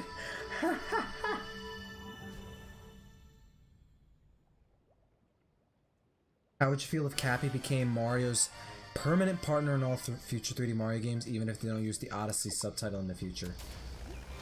I'd be okay with it. As long as... even if they make him like cameo, like you see the eyes pop up every now and then, I'd be okay with that. I'd worry if they make him like a case like Starlo. Because I think Mario and Luigi fans got more and more tired of them using Starlo after Bowser's Inside Story. She just kind of just like tagged along for the sake of it and didn't really add much of anything besides exposition for the player. Like what Stuffwell did, but like Stuffwell was like, oh, I'm the suitcase for your clothes. Starlo, like, she kind of had a purpose in Bowser's Inside Story, and in like a handful of battles she actually did help out. But Dream Team Onward, like, she was literally just extra. That didn't really add anything to either the game's story or the gameplay. Because there are a few battles in Bowser's Inside Story where you have to latch onto Starlo to dodge attacks. Like Bowser's Flame Breath in 1, and one of the Dark Star Core's attacks in the final battle, for example.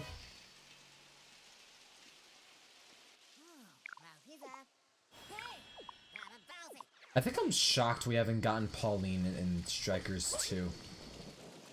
Like, people went apeshit with Pauline in this game. People went apeshit when Pauline was added in Tennis Aces and Golf. Like, come on, man. Still got some work to do to keep making Rosalina the new Pauline. Making Pauline the new Rosalina. I said that backwards.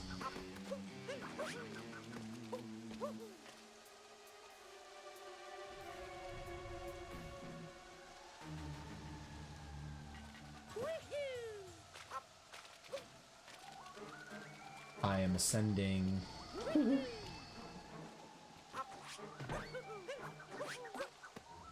Oh, wait, I remember how I did this.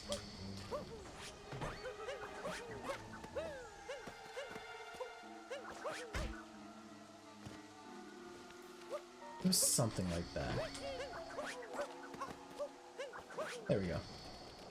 Free moon, look at here!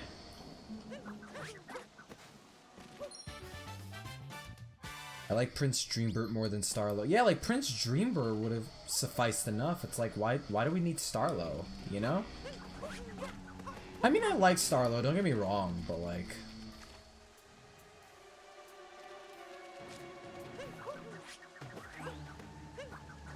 That was so scuffed.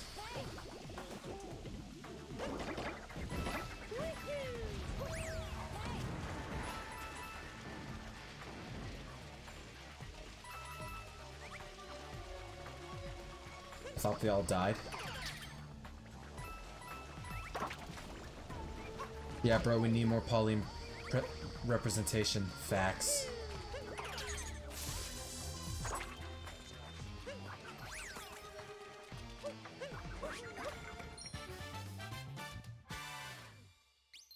I love that this game technically has lore. I love that they confirmed the events of DK happened here, and that Pauline remembers. You think they'll use New Donk City in the movie? Ooh. Ooh. Honestly? Chances of them using New Donk City for the movie?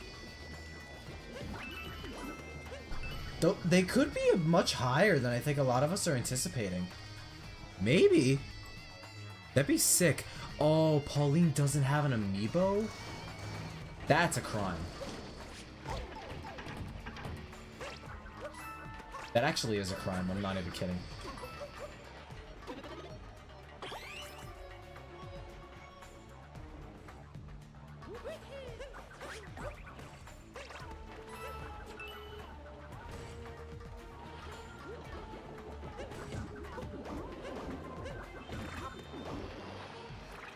I got maggots, bro.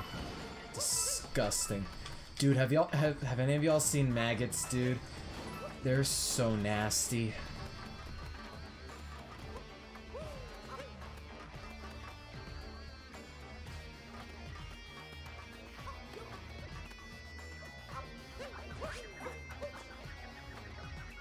Well, so much for that. I could just go up here.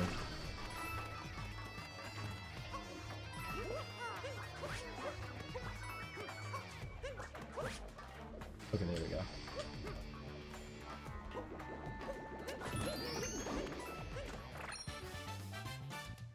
Tiny golden Goombas are the toughest enemies in the game, in my opinion. They can get annoying for sure.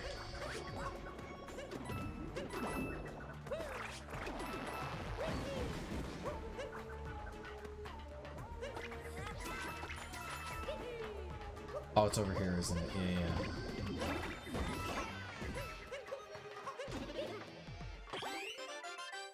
But SMT, maggots are a good source of protein. Oh, shut up. Shut up. I'm surprised you never mentioned 4-Man Spike in your videos, even though he's the next character coming back. I mentioned 4-Man Spike. I mentioned 4-Man Spike in the first Mario movie video. The insanely old game with this insanely obscure character. No, I mentioned Spike. You might have been asked this over and over again, but what's your favorite 3D Mario? Oh, what the ooh, I just felt this weird pain in the right side of my chest. But it's definitely between this and probably both Galaxy games. Galaxy games are goated, bro.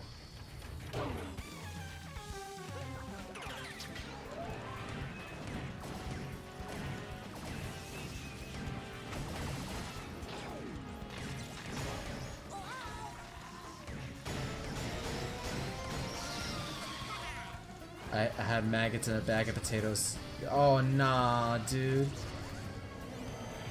You had to waste them potatoes. The most weirdest dish for the Mario movie. Yeah. But I think that speaks for what their angle is with the movie, too.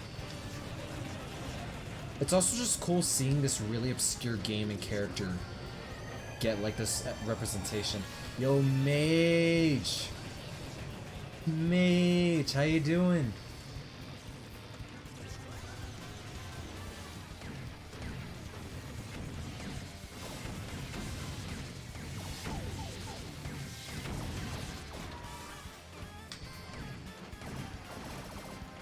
I've been doing good. This past week was mad stressful, but this weekend's been going good. So I'm mellowing out with some Odyssey. Finished the project I've been working on from 11 to 8 p.m. I'm so done. Damn. Feel like crying whenever I hear Cloudy Court Galaxy's theme.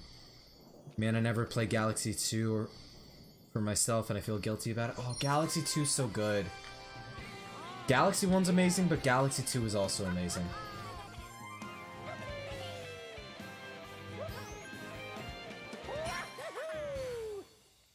Yeah, I pushed myself really hard with the workouts this past week. Shit was rough. I finished all of them, though. The fact I finished all of them, I mean, obviously that speaks volumes because of the consistency. It's like, you're taking the initiative, and you're powering through workouts and exercises, and extra workouts on top for yourself. That speaks volumes for your commitment and your drive to get shit done, and to better yourself physically, right? So like that was rough. And then I also ran 5.35 miles every single day after that too. But because I was overloading myself this past week with workouts and running more errands than usual too, I was like not getting a lot of time for myself or videos. So I took a break from YouTube to focus more on the workouts themselves. And it's worked out. No pun intended.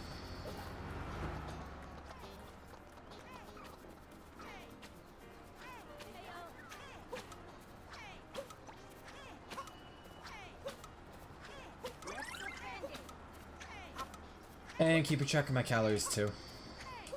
Not just workouts and like running, but also calorie deficits. If you tips if you want to like lose weight, if you want to like lose like fat, weight too, but particularly like body fat, put yourself in a calorie deficit.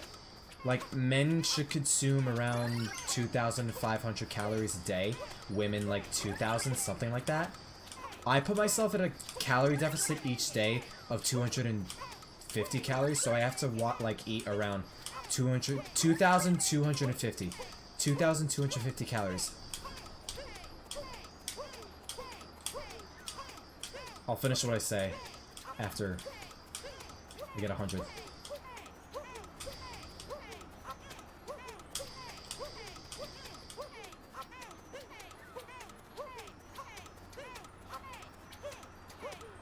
I almost messed up.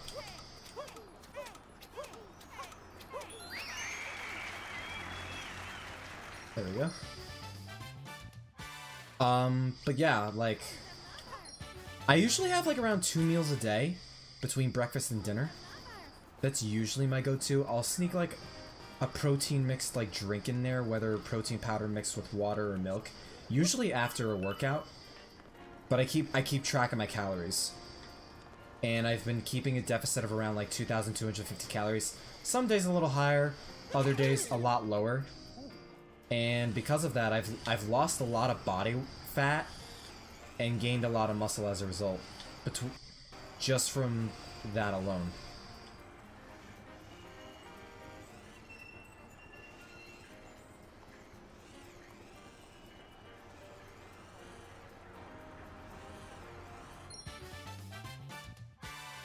After some practice, this one ain't that hard. Yeah.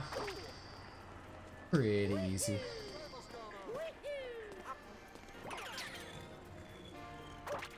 But like, what for breakfast I have like those 3 protein bars.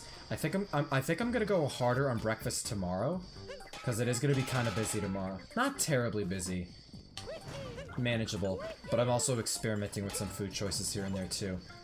As long as I put myself at a deficit of like 2,000 calories total by Saturday, I'll be fine. That's like basically 400 calories a day. But yeah, I'll have that. I'll work out, do a video, or watch something or chill. After a workout, I'll sneak in some like protein drink, like with mixed with protein powder, whether milk or water. and I'll run. And usually after the run, I'll have dinner. And it depends whether it's whatever my mom cooks or if I miss it, then I'll have sandwiches. Dude, I've been binging a lot of sandwiches lately for dinner. Whether bologna and cheese or popcorn. Not popcorn sandwich. Well, I mean, I have popcorn on the side, but peanut butter jelly as well. Peanut butter jelly fucking slaps, dude. Popcorn's also like one of the best snacks you could have too. It's healthy, it tastes good, low in calories, etc. I love popcorn. And surprisingly, like slices of bologna slices are surprisingly like low in calories. It's like 60 something calories a slice, so like you could kind of like go a little crazy on like some slices of bologna on a sandwich, which I did not think was a thing.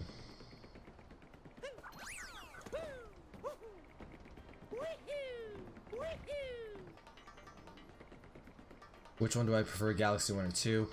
Probably Galaxy 1 by like a hair. I can't choose between, I mean I can, kind of. Galaxy 1's story and atmosphere felt more climactic and like fleshed out, especially with Rosalina, but Galaxy 2's gameplay, not only was it more focused, but like, I feel like I can remember more levels from Galaxy 2 than 1. And I went back and replayed a good chunk of Galaxy 2 levels more than Galaxy 1's, from what I remember. I'm still remembering the days of SMT hype screaming this game good ass times. Hell yes. We got an OG. We got an OG here. Replayed this game at the beginning. This year, for some reason, I struggle with the jump rope and minigame harder than in my previous playthroughs. I got really salty about that. Oh, on God. Yeah, peanut butter is good. It's a good source of like calories. Like that shit fills you up, and it's filling. But it's also like pretty solid as far as protein goes. Jelly's more so sugar, so it's really the peanut butter that's like the bulk of the protein. Yeah, there's that. Milk is solid. For carbs, with the protein bars. Oh yeah, with protein bars, I mix like protein powder with milk as my drink for that. And if we have spare like some carbs around, like whether like usually fruit, I'll have either that or Go-Gurt if we have, like a banana and like a cup of strawberries. Okay, the past several days, the 2 days within the past 4 of them, I've been splurging a little bit more on some cookies, so I have been going a little bit too much in some areas, but I'm usually really good when it comes to watching what I eat and the calorie deficits and whatnot. And even then, like, I had 6 Oreos earlier, but like, I'm still at a deficit of 100 and something calories for I think 103. Because of the run I did earlier, so like, I'm still fine. Oh, I made it on the thing. Let's go. I went really crazy on oatmeal cookies though, like 4 or 5 days ago. I had like 9 of those. And like one oatmeal cookie for BJ's is like 180 calories. So like I had like around like 1,000-ish calories in just cookies that day. And I managed to burn all of that.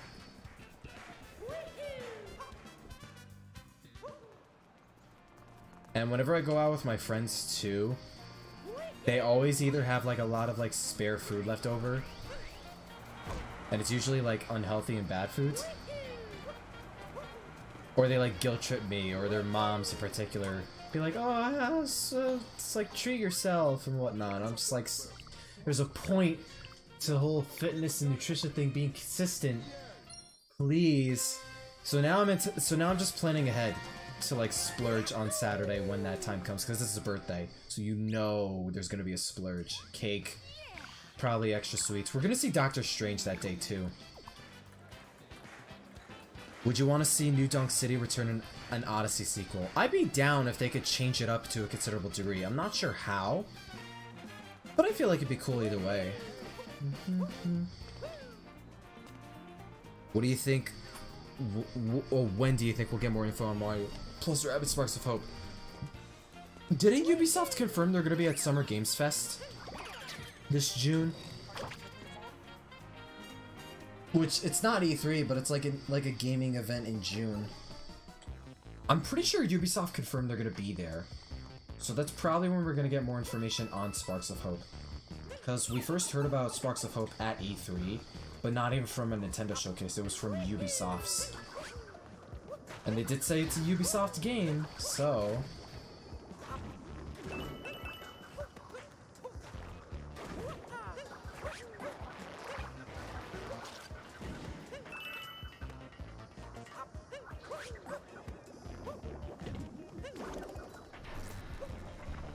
It is good to treat yourself every now and then, though, when if you're on a calorie deficit, or you're trying to watch what you eat, like burn fat, build muscle, whatever. Well, if you're building muscle, you have to keep up that protein intake regardless.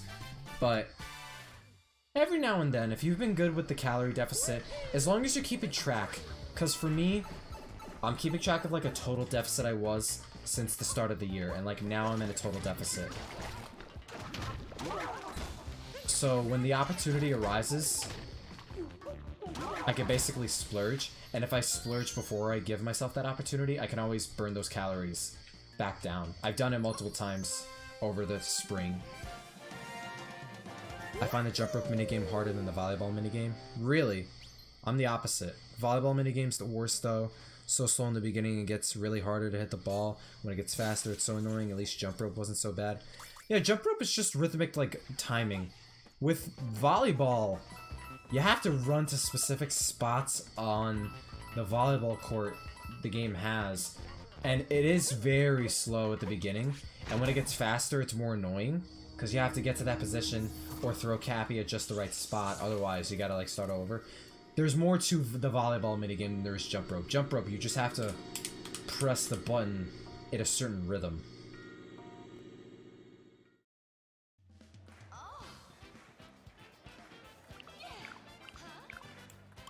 Festival time! And we've been streaming for about 2.5 hours. Or like 2 hours and a quarter.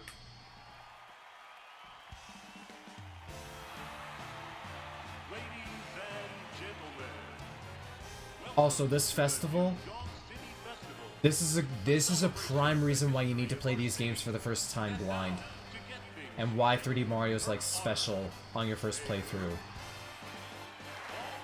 Cause like this festival, oh, this festival was amazing. It's still really good, but that first time you go through the festival, it's like probably the peak of this game, if not like the final segment of the final boss.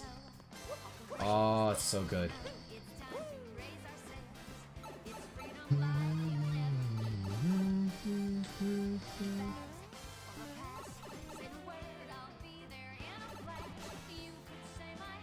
Ah yes, lore time.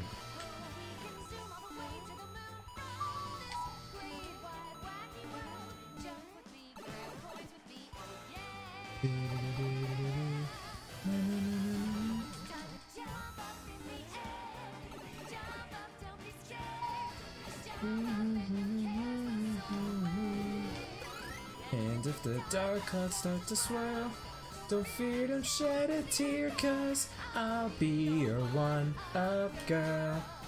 So let's all jump up super high, high up in the sky. There's no power up like dancing. Dude, remember when Jump Up Superstar was first revealed at that one E3?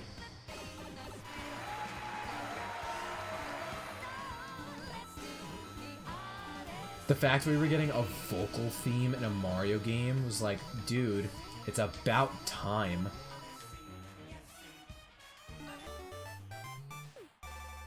I was mostly blind playing this game for the first time, and I'm so glad I was blind on this section. Right?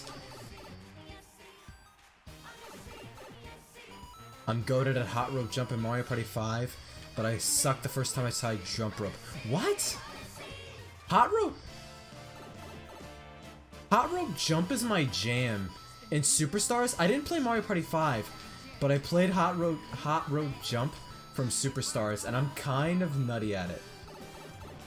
So remember when you said that one pointing pose Mario did in Odyssey trailer was gonna be 100% a meme. Where's the meme, SMT? Wait, what meme?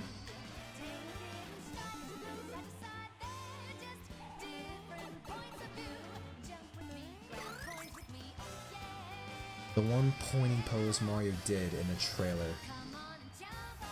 A pointing pose in a trailer. Oh! That commercial? Was it that like one live action like dance commercial thing? I think I know what you're talking about now. That did not become a meme, huh? Missed opportunity. Just saying.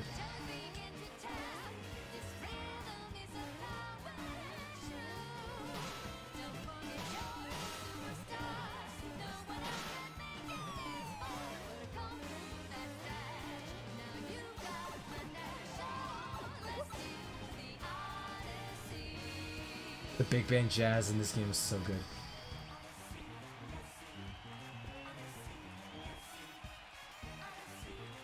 Like me taking up all of Pauline's camera time, bro. It's like, yo, look at this, bro. This festival's for me, bro.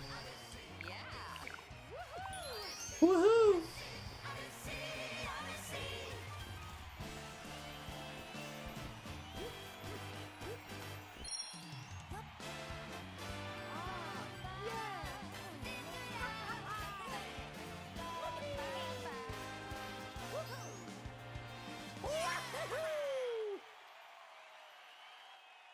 Mario pointing at the blank sign became a good template. True. True.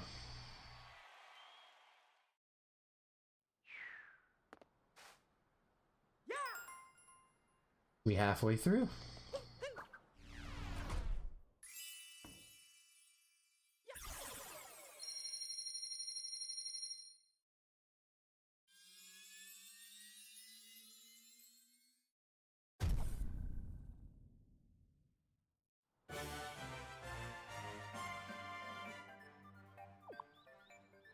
Goat timing, bro. I was aiming for that. I was literally aiming for that timing. I'm glad you appreciate that, Mr. Blue Jeans. I was actually aiming to make it like well timed too. That's funny.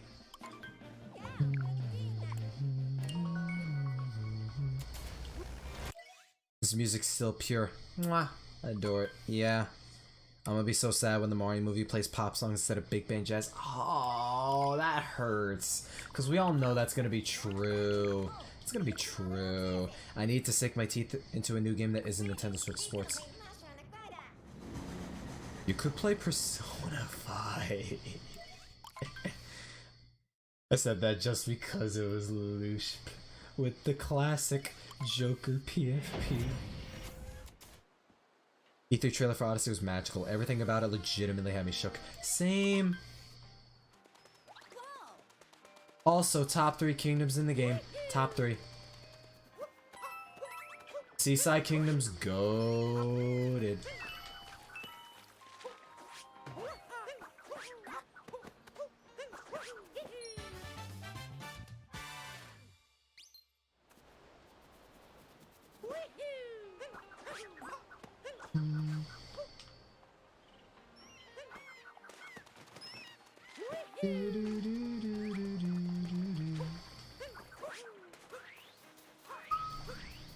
It was really hot today, so this does fit the vibe for where I live.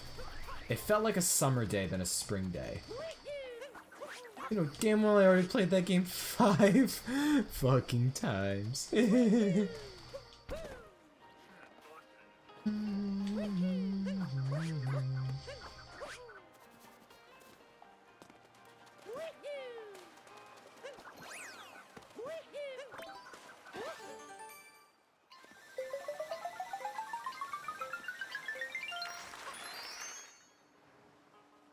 What song do you think they'll use for the marketing anyways? I don't know.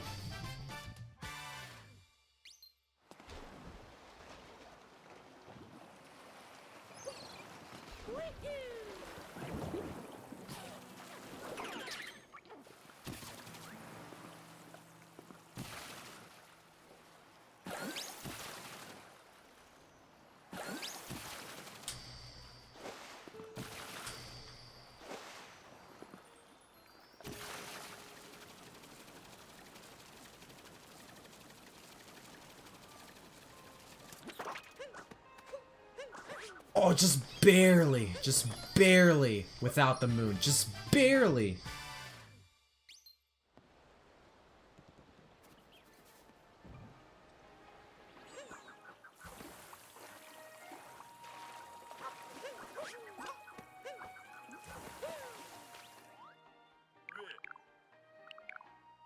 Bleh. Bleh. Song for Super Nintendo World We Are Born to Play is most likely the option for the Mario movie. Probably. They better have like Mario and Nintendo music playing in the background for Super Nintendo World.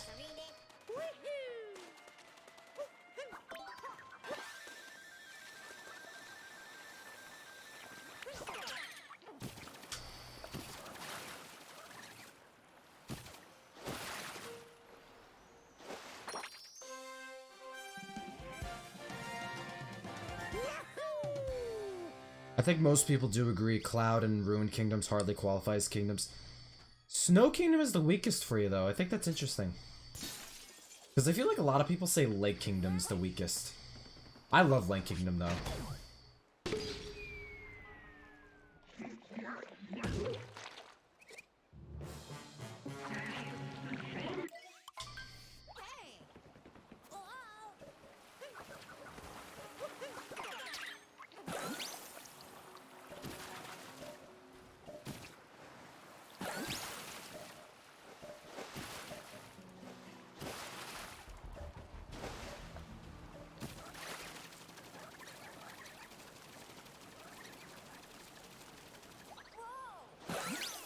This one was much easier. I want a Yoshi's Island ride for Super Nintendo World. Ah, I never did a video on. Oh my god, I never did a video on Super Nintendo World. Oh, I want Super Nintendo World to like expand to like a scope and like size of like Disney World, dude. Dude, imagine that.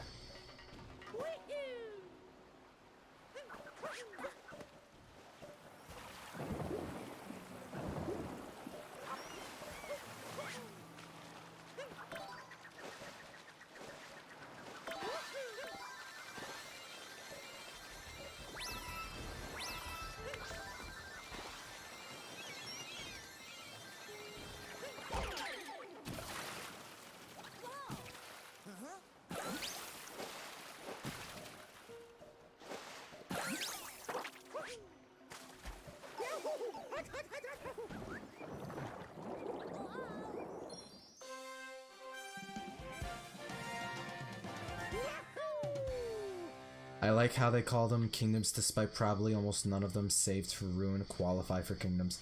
Yeah, I agree.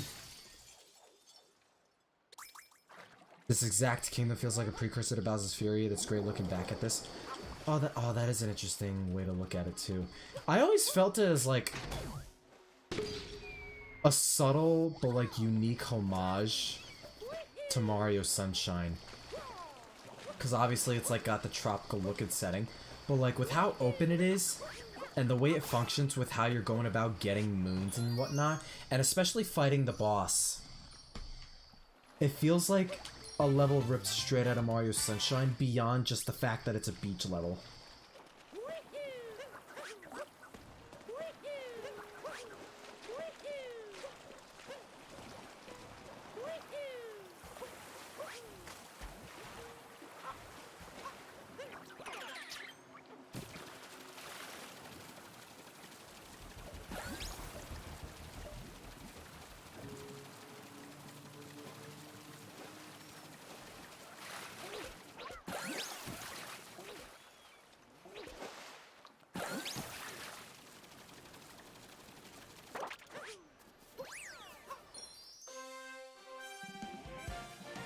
I really like the Lake Kingdom 2. Sure, the scope is much smaller, but that kind of helps shake up the pacing if you ask me.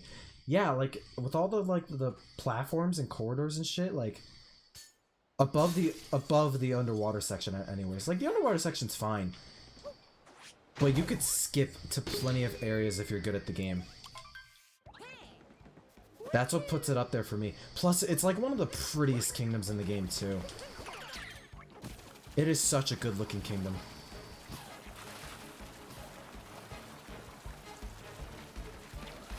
Come here, Mollusca and Shira the Third. They do play Mario soundtracks in the park, actually. If you watch the tour videos, you could hear them, and it sounds absolutely amazing. Oh my god, I really want to go there one day. I can't wait till they open up here in Orlando. Orlando, Florida.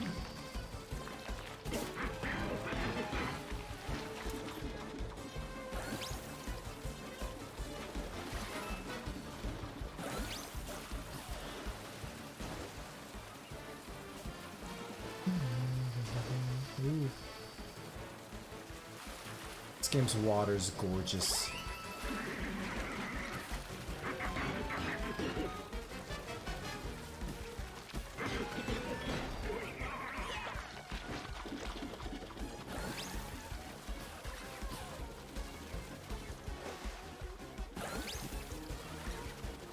Come on, buddy.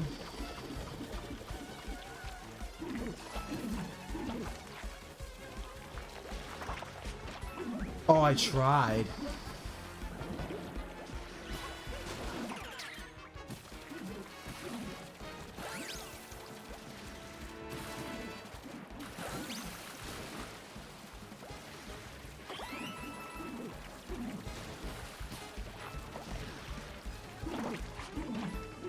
Bruh.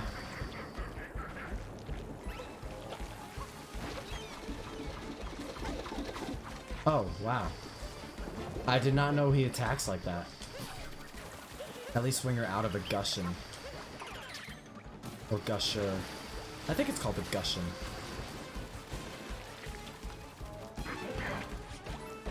There we go. Yeah, that is a shot. No, I don't live in Orlando. I live in New York. Florida's down south from me. But like, Florida's closer than Japan.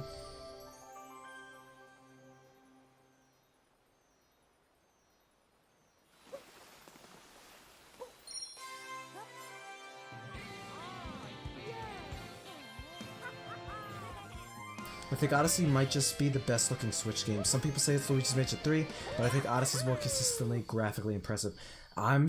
Dude, yes. Thank you. Because Luigi's Mansion 3, it's definitely up there as like one of the best looking games for Switch. And a lot of people like mark that. And I do agree. But I'm just like, dude, there's like the texture work, the lighting, the shading, the model quality. Like a lot of stuff in Odyssey is like super damn gorgeous to look at too. Like, come on.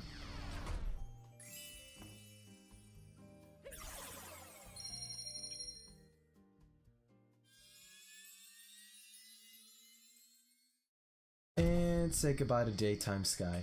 True.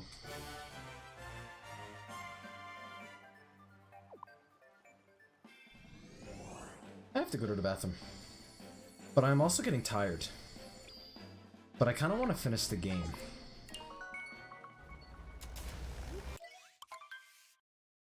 This ain't even a speed run. This ain't even a speed run, and I'm trying to like get to the end of the game as quickly as I can.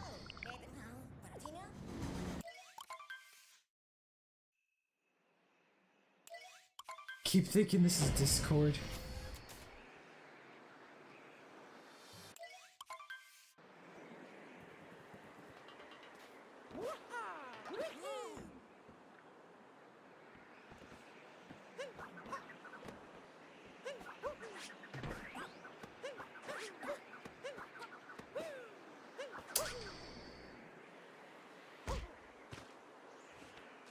Will you go for wedding outfit Mario? Probably.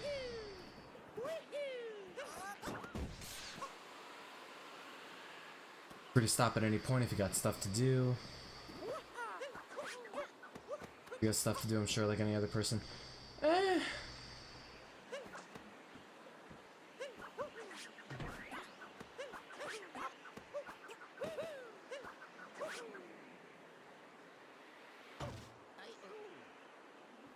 Oh, hell nah, now we're in Canada.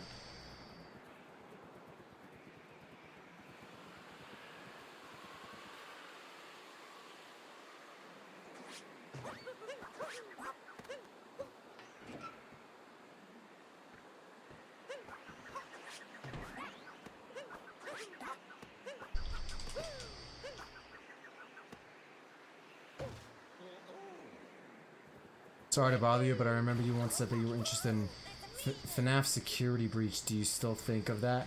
Not recently, no. I am still kind of curious deep down. I don't know if I would ever get around to playing it though. I don't know.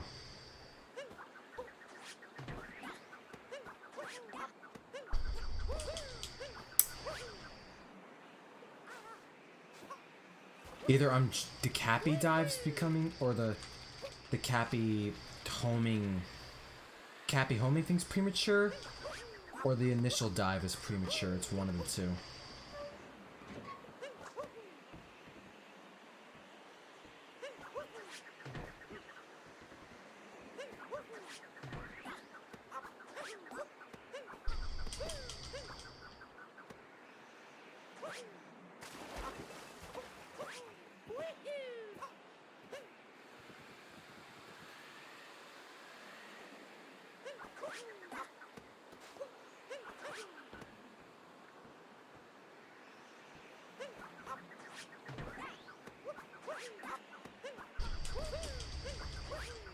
How the hell?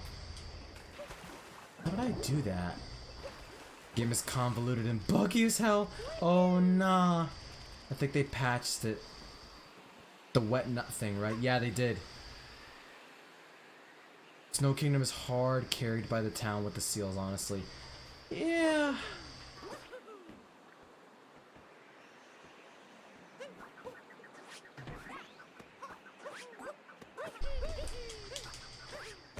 Oh, I had that, dude.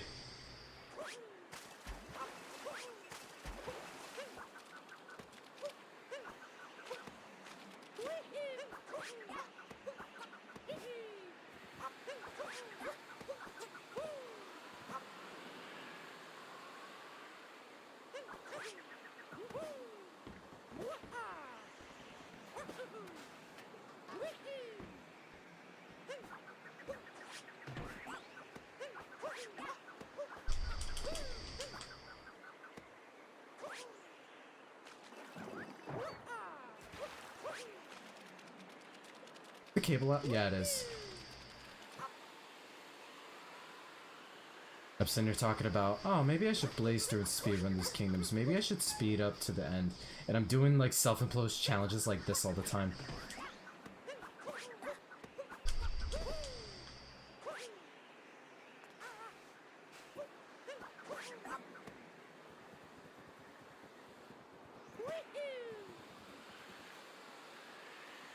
And I'm getting sweaty too.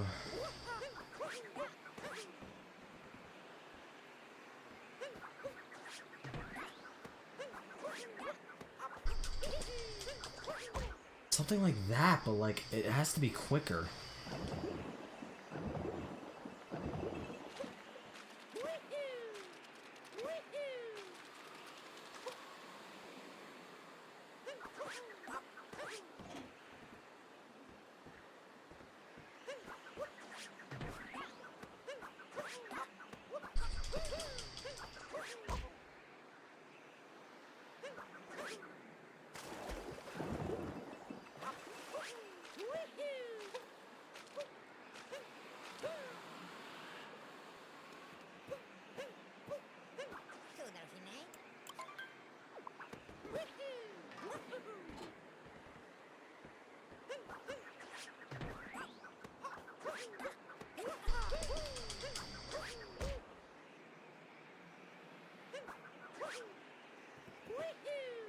This deadass is like Scrat getting the acorn. Gotta love that conclusion too. Oh, that was, oh my god, dude, that animation was so beautiful, but it was also so sad. Shit, literally end of an era.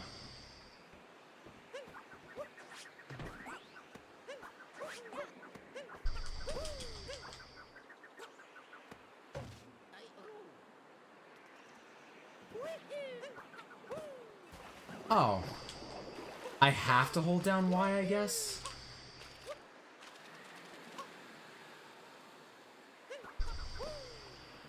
Think. I wasn't holding down Y during that, maybe.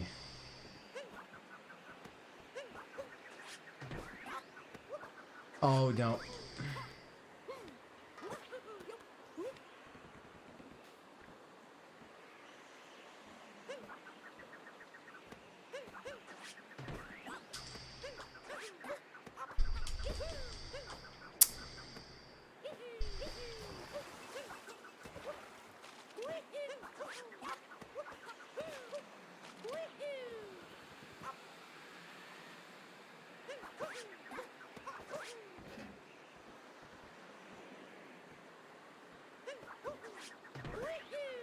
What are you... Whoa, not jump. What are you doing?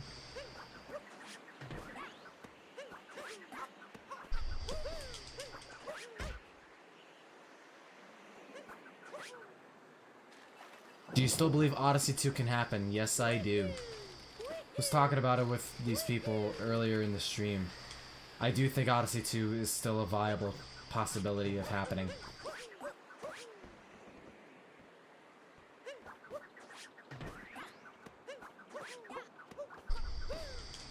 What? He didn't even do the hop, and I feel like if he did, that might have been the one. If I could make this jump, I might end the stream. I don't want to butcher my sleep schedule too hard. That night I'm getting tired and a little hot.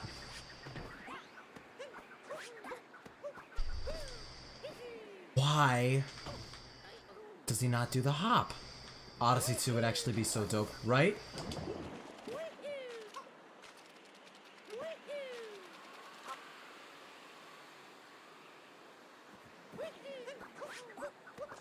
If I wake up at a good time tomorrow, even with the errands and the workouts, I want to see if I can get Mario Strikers running. The GameCube one.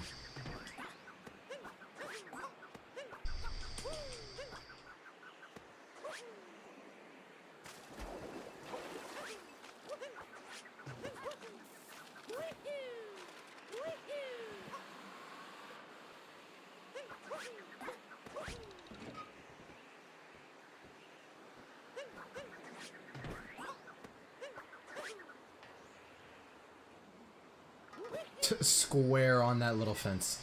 Square on that little fence.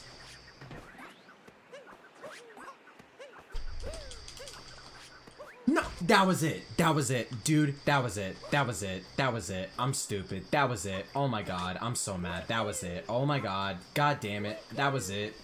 That was it. That was it. That was the one. That was the one. God damn it, dude.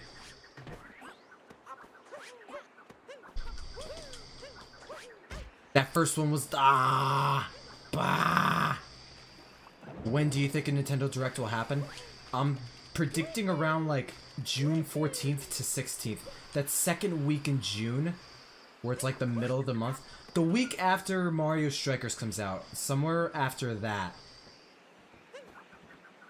That's my guess to a Direct.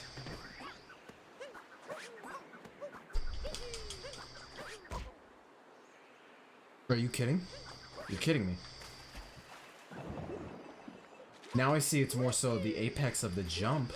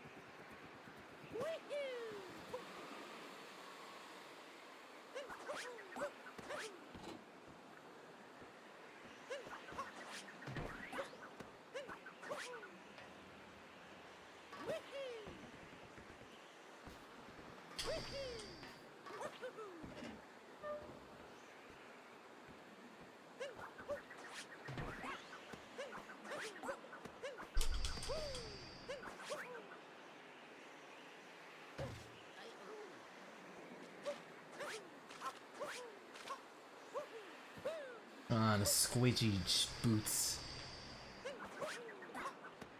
Oh, I could do an Uncharted video.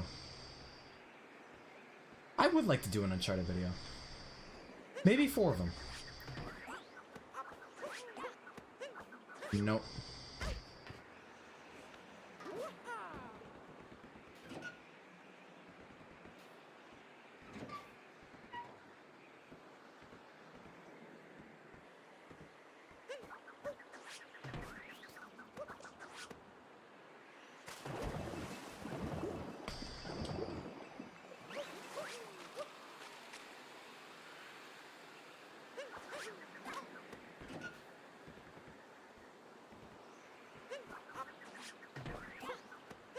Why does it do that, dude? Why? Literally why?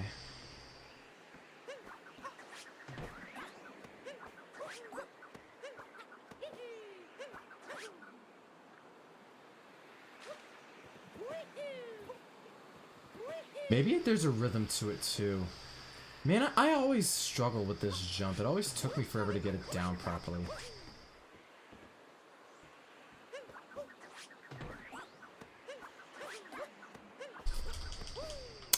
What? Getting the apex of the jump's one thing, is trying to make Cappy home in and him coming back to Mario to where I could do that little air hop. That's what's messing me up. That little...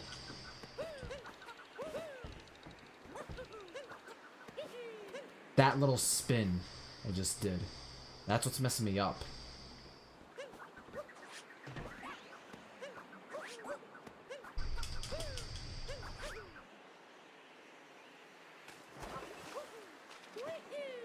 Honestly, with the massive success that Odyssey was, so much to the point where Nintendo was competing with themselves, we would have had a sequel or at least better DLC a while ago. Yeah, that's why I think we're probably going to get a sequel for this game. It's like Odyssey was way too big of a success for them to just not make a follow-up on it. I mean, look at Breath of the Wild. That's like another easy example.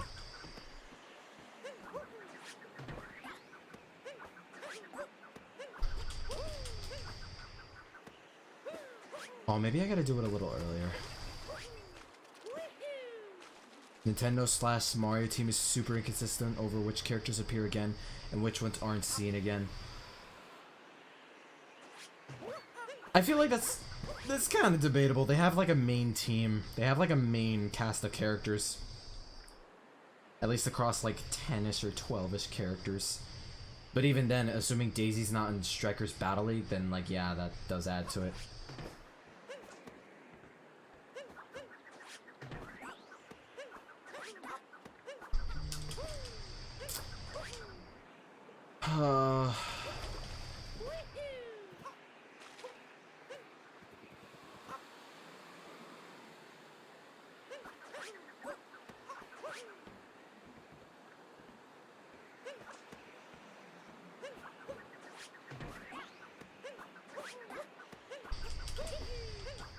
Yeah, like that. It's like he does like a little spin like wee, and then the actual spin I'm trying to execute. It's like, how the hell do I make Cappy like come back to me faster?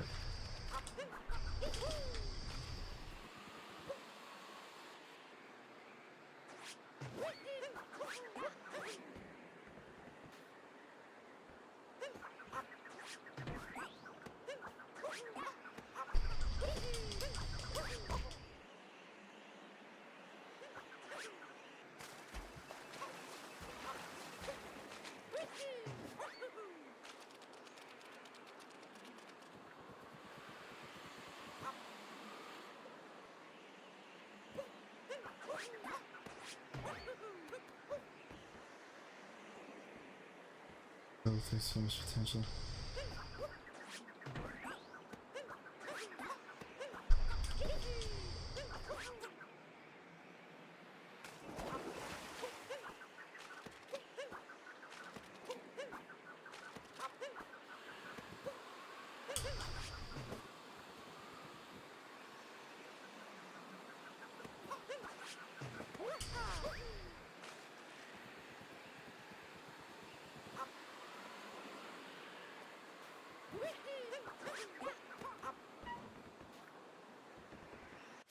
I can't believe I'm doing this.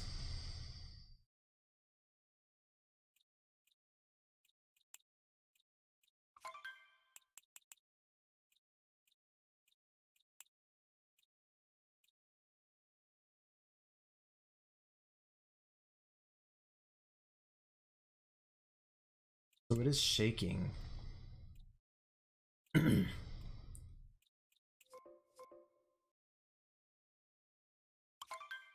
Look at Horizon or Genshin Impact and Sonic Frontiers. And Sonic Frontiers.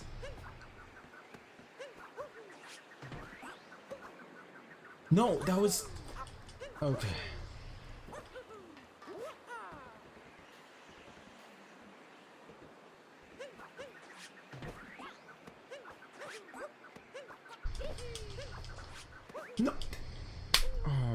god.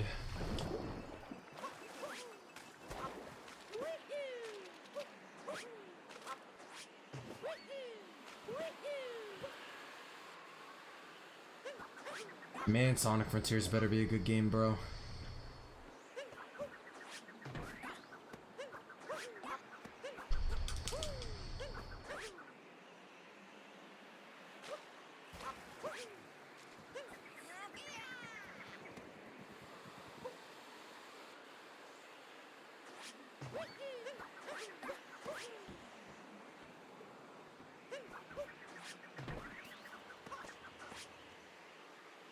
And I keep hitting B instead of X. That's another... God. Ah. I like how we still know next to nothing about Frontiers, right? Oh. Sega said they're going to be at Summer's Games Fest, so we'll probably know more about Sonic Frontiers then.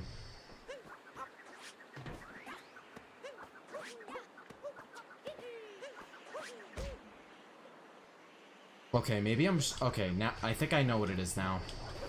I'm not shaking it the right way. I'm like trying to jut my Pro Controller forward, not to the side. And when you do it to the side, you get a faster response. That's what's messing me up.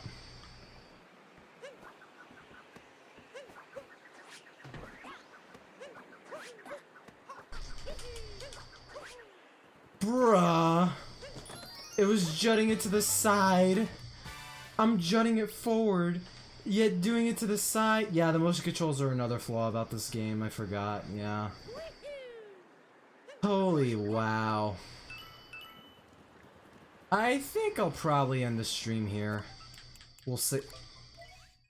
We'll probably do more of this game at another time. See if you guys are down to watch me play more of this game, even though you've seen me play this game like 3 times or something like that at this point. I was jutting the controller to the side, dude. It was to the side, not forward, bruh. I was doing it forward the whole time. That's why the timing was inconsistent. Now we know. You live and you learn. Thank you guys so much for coming out. We peaked at like about 50-ish people at some point. That's insane. That's insane. I've played this game numerous times on the channel before, and y'all still come through even when I'm playing a game y'all are super familiar with. And I did not shut up about, so I'm really grateful for that. Got a couple subs in too, that was also pretty cool.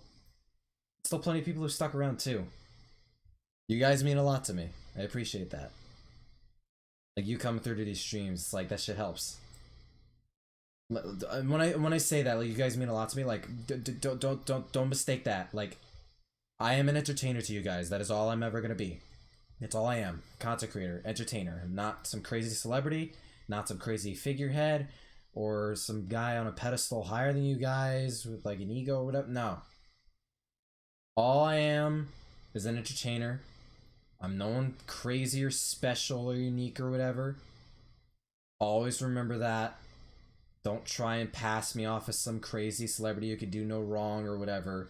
I'm a human, gaming, loving, anime-loving nerd who just happens to work out like the rest of you, probably minus the last part, but like, I'm no different than you guys. Don't try and pedestalize me, please. Especially when I get bigger, like, don't put me on some crazy pedestal or whatever. Like, it's flattering if you like my content, if you want to, like, hang out or, like, talk to me or whatever, like, that's fine. Don't get me wrong. But, like, if I do something bad or fucked up, call me out on it. Criticize me for it. Like, put me on this. Welcome, Committee Sounds. Yes! Beautiful! That fucking scared me, dude. Who the fuck? Ban Reed? Oh my god, dude. That thing was so loud. I'm sitting here talking about don't pedestalize me, don't put me up on this crazy pedestal or whatever. Oh my god, that scared the shit out of me. That blasted in my God, that scared the shit out of me. Oh my goodness. Alright, I've kept you guys here long enough. You guys have a wonderful night. Everyone have a wonderful night. Oh, I didn't get my autographs yet. I didn't.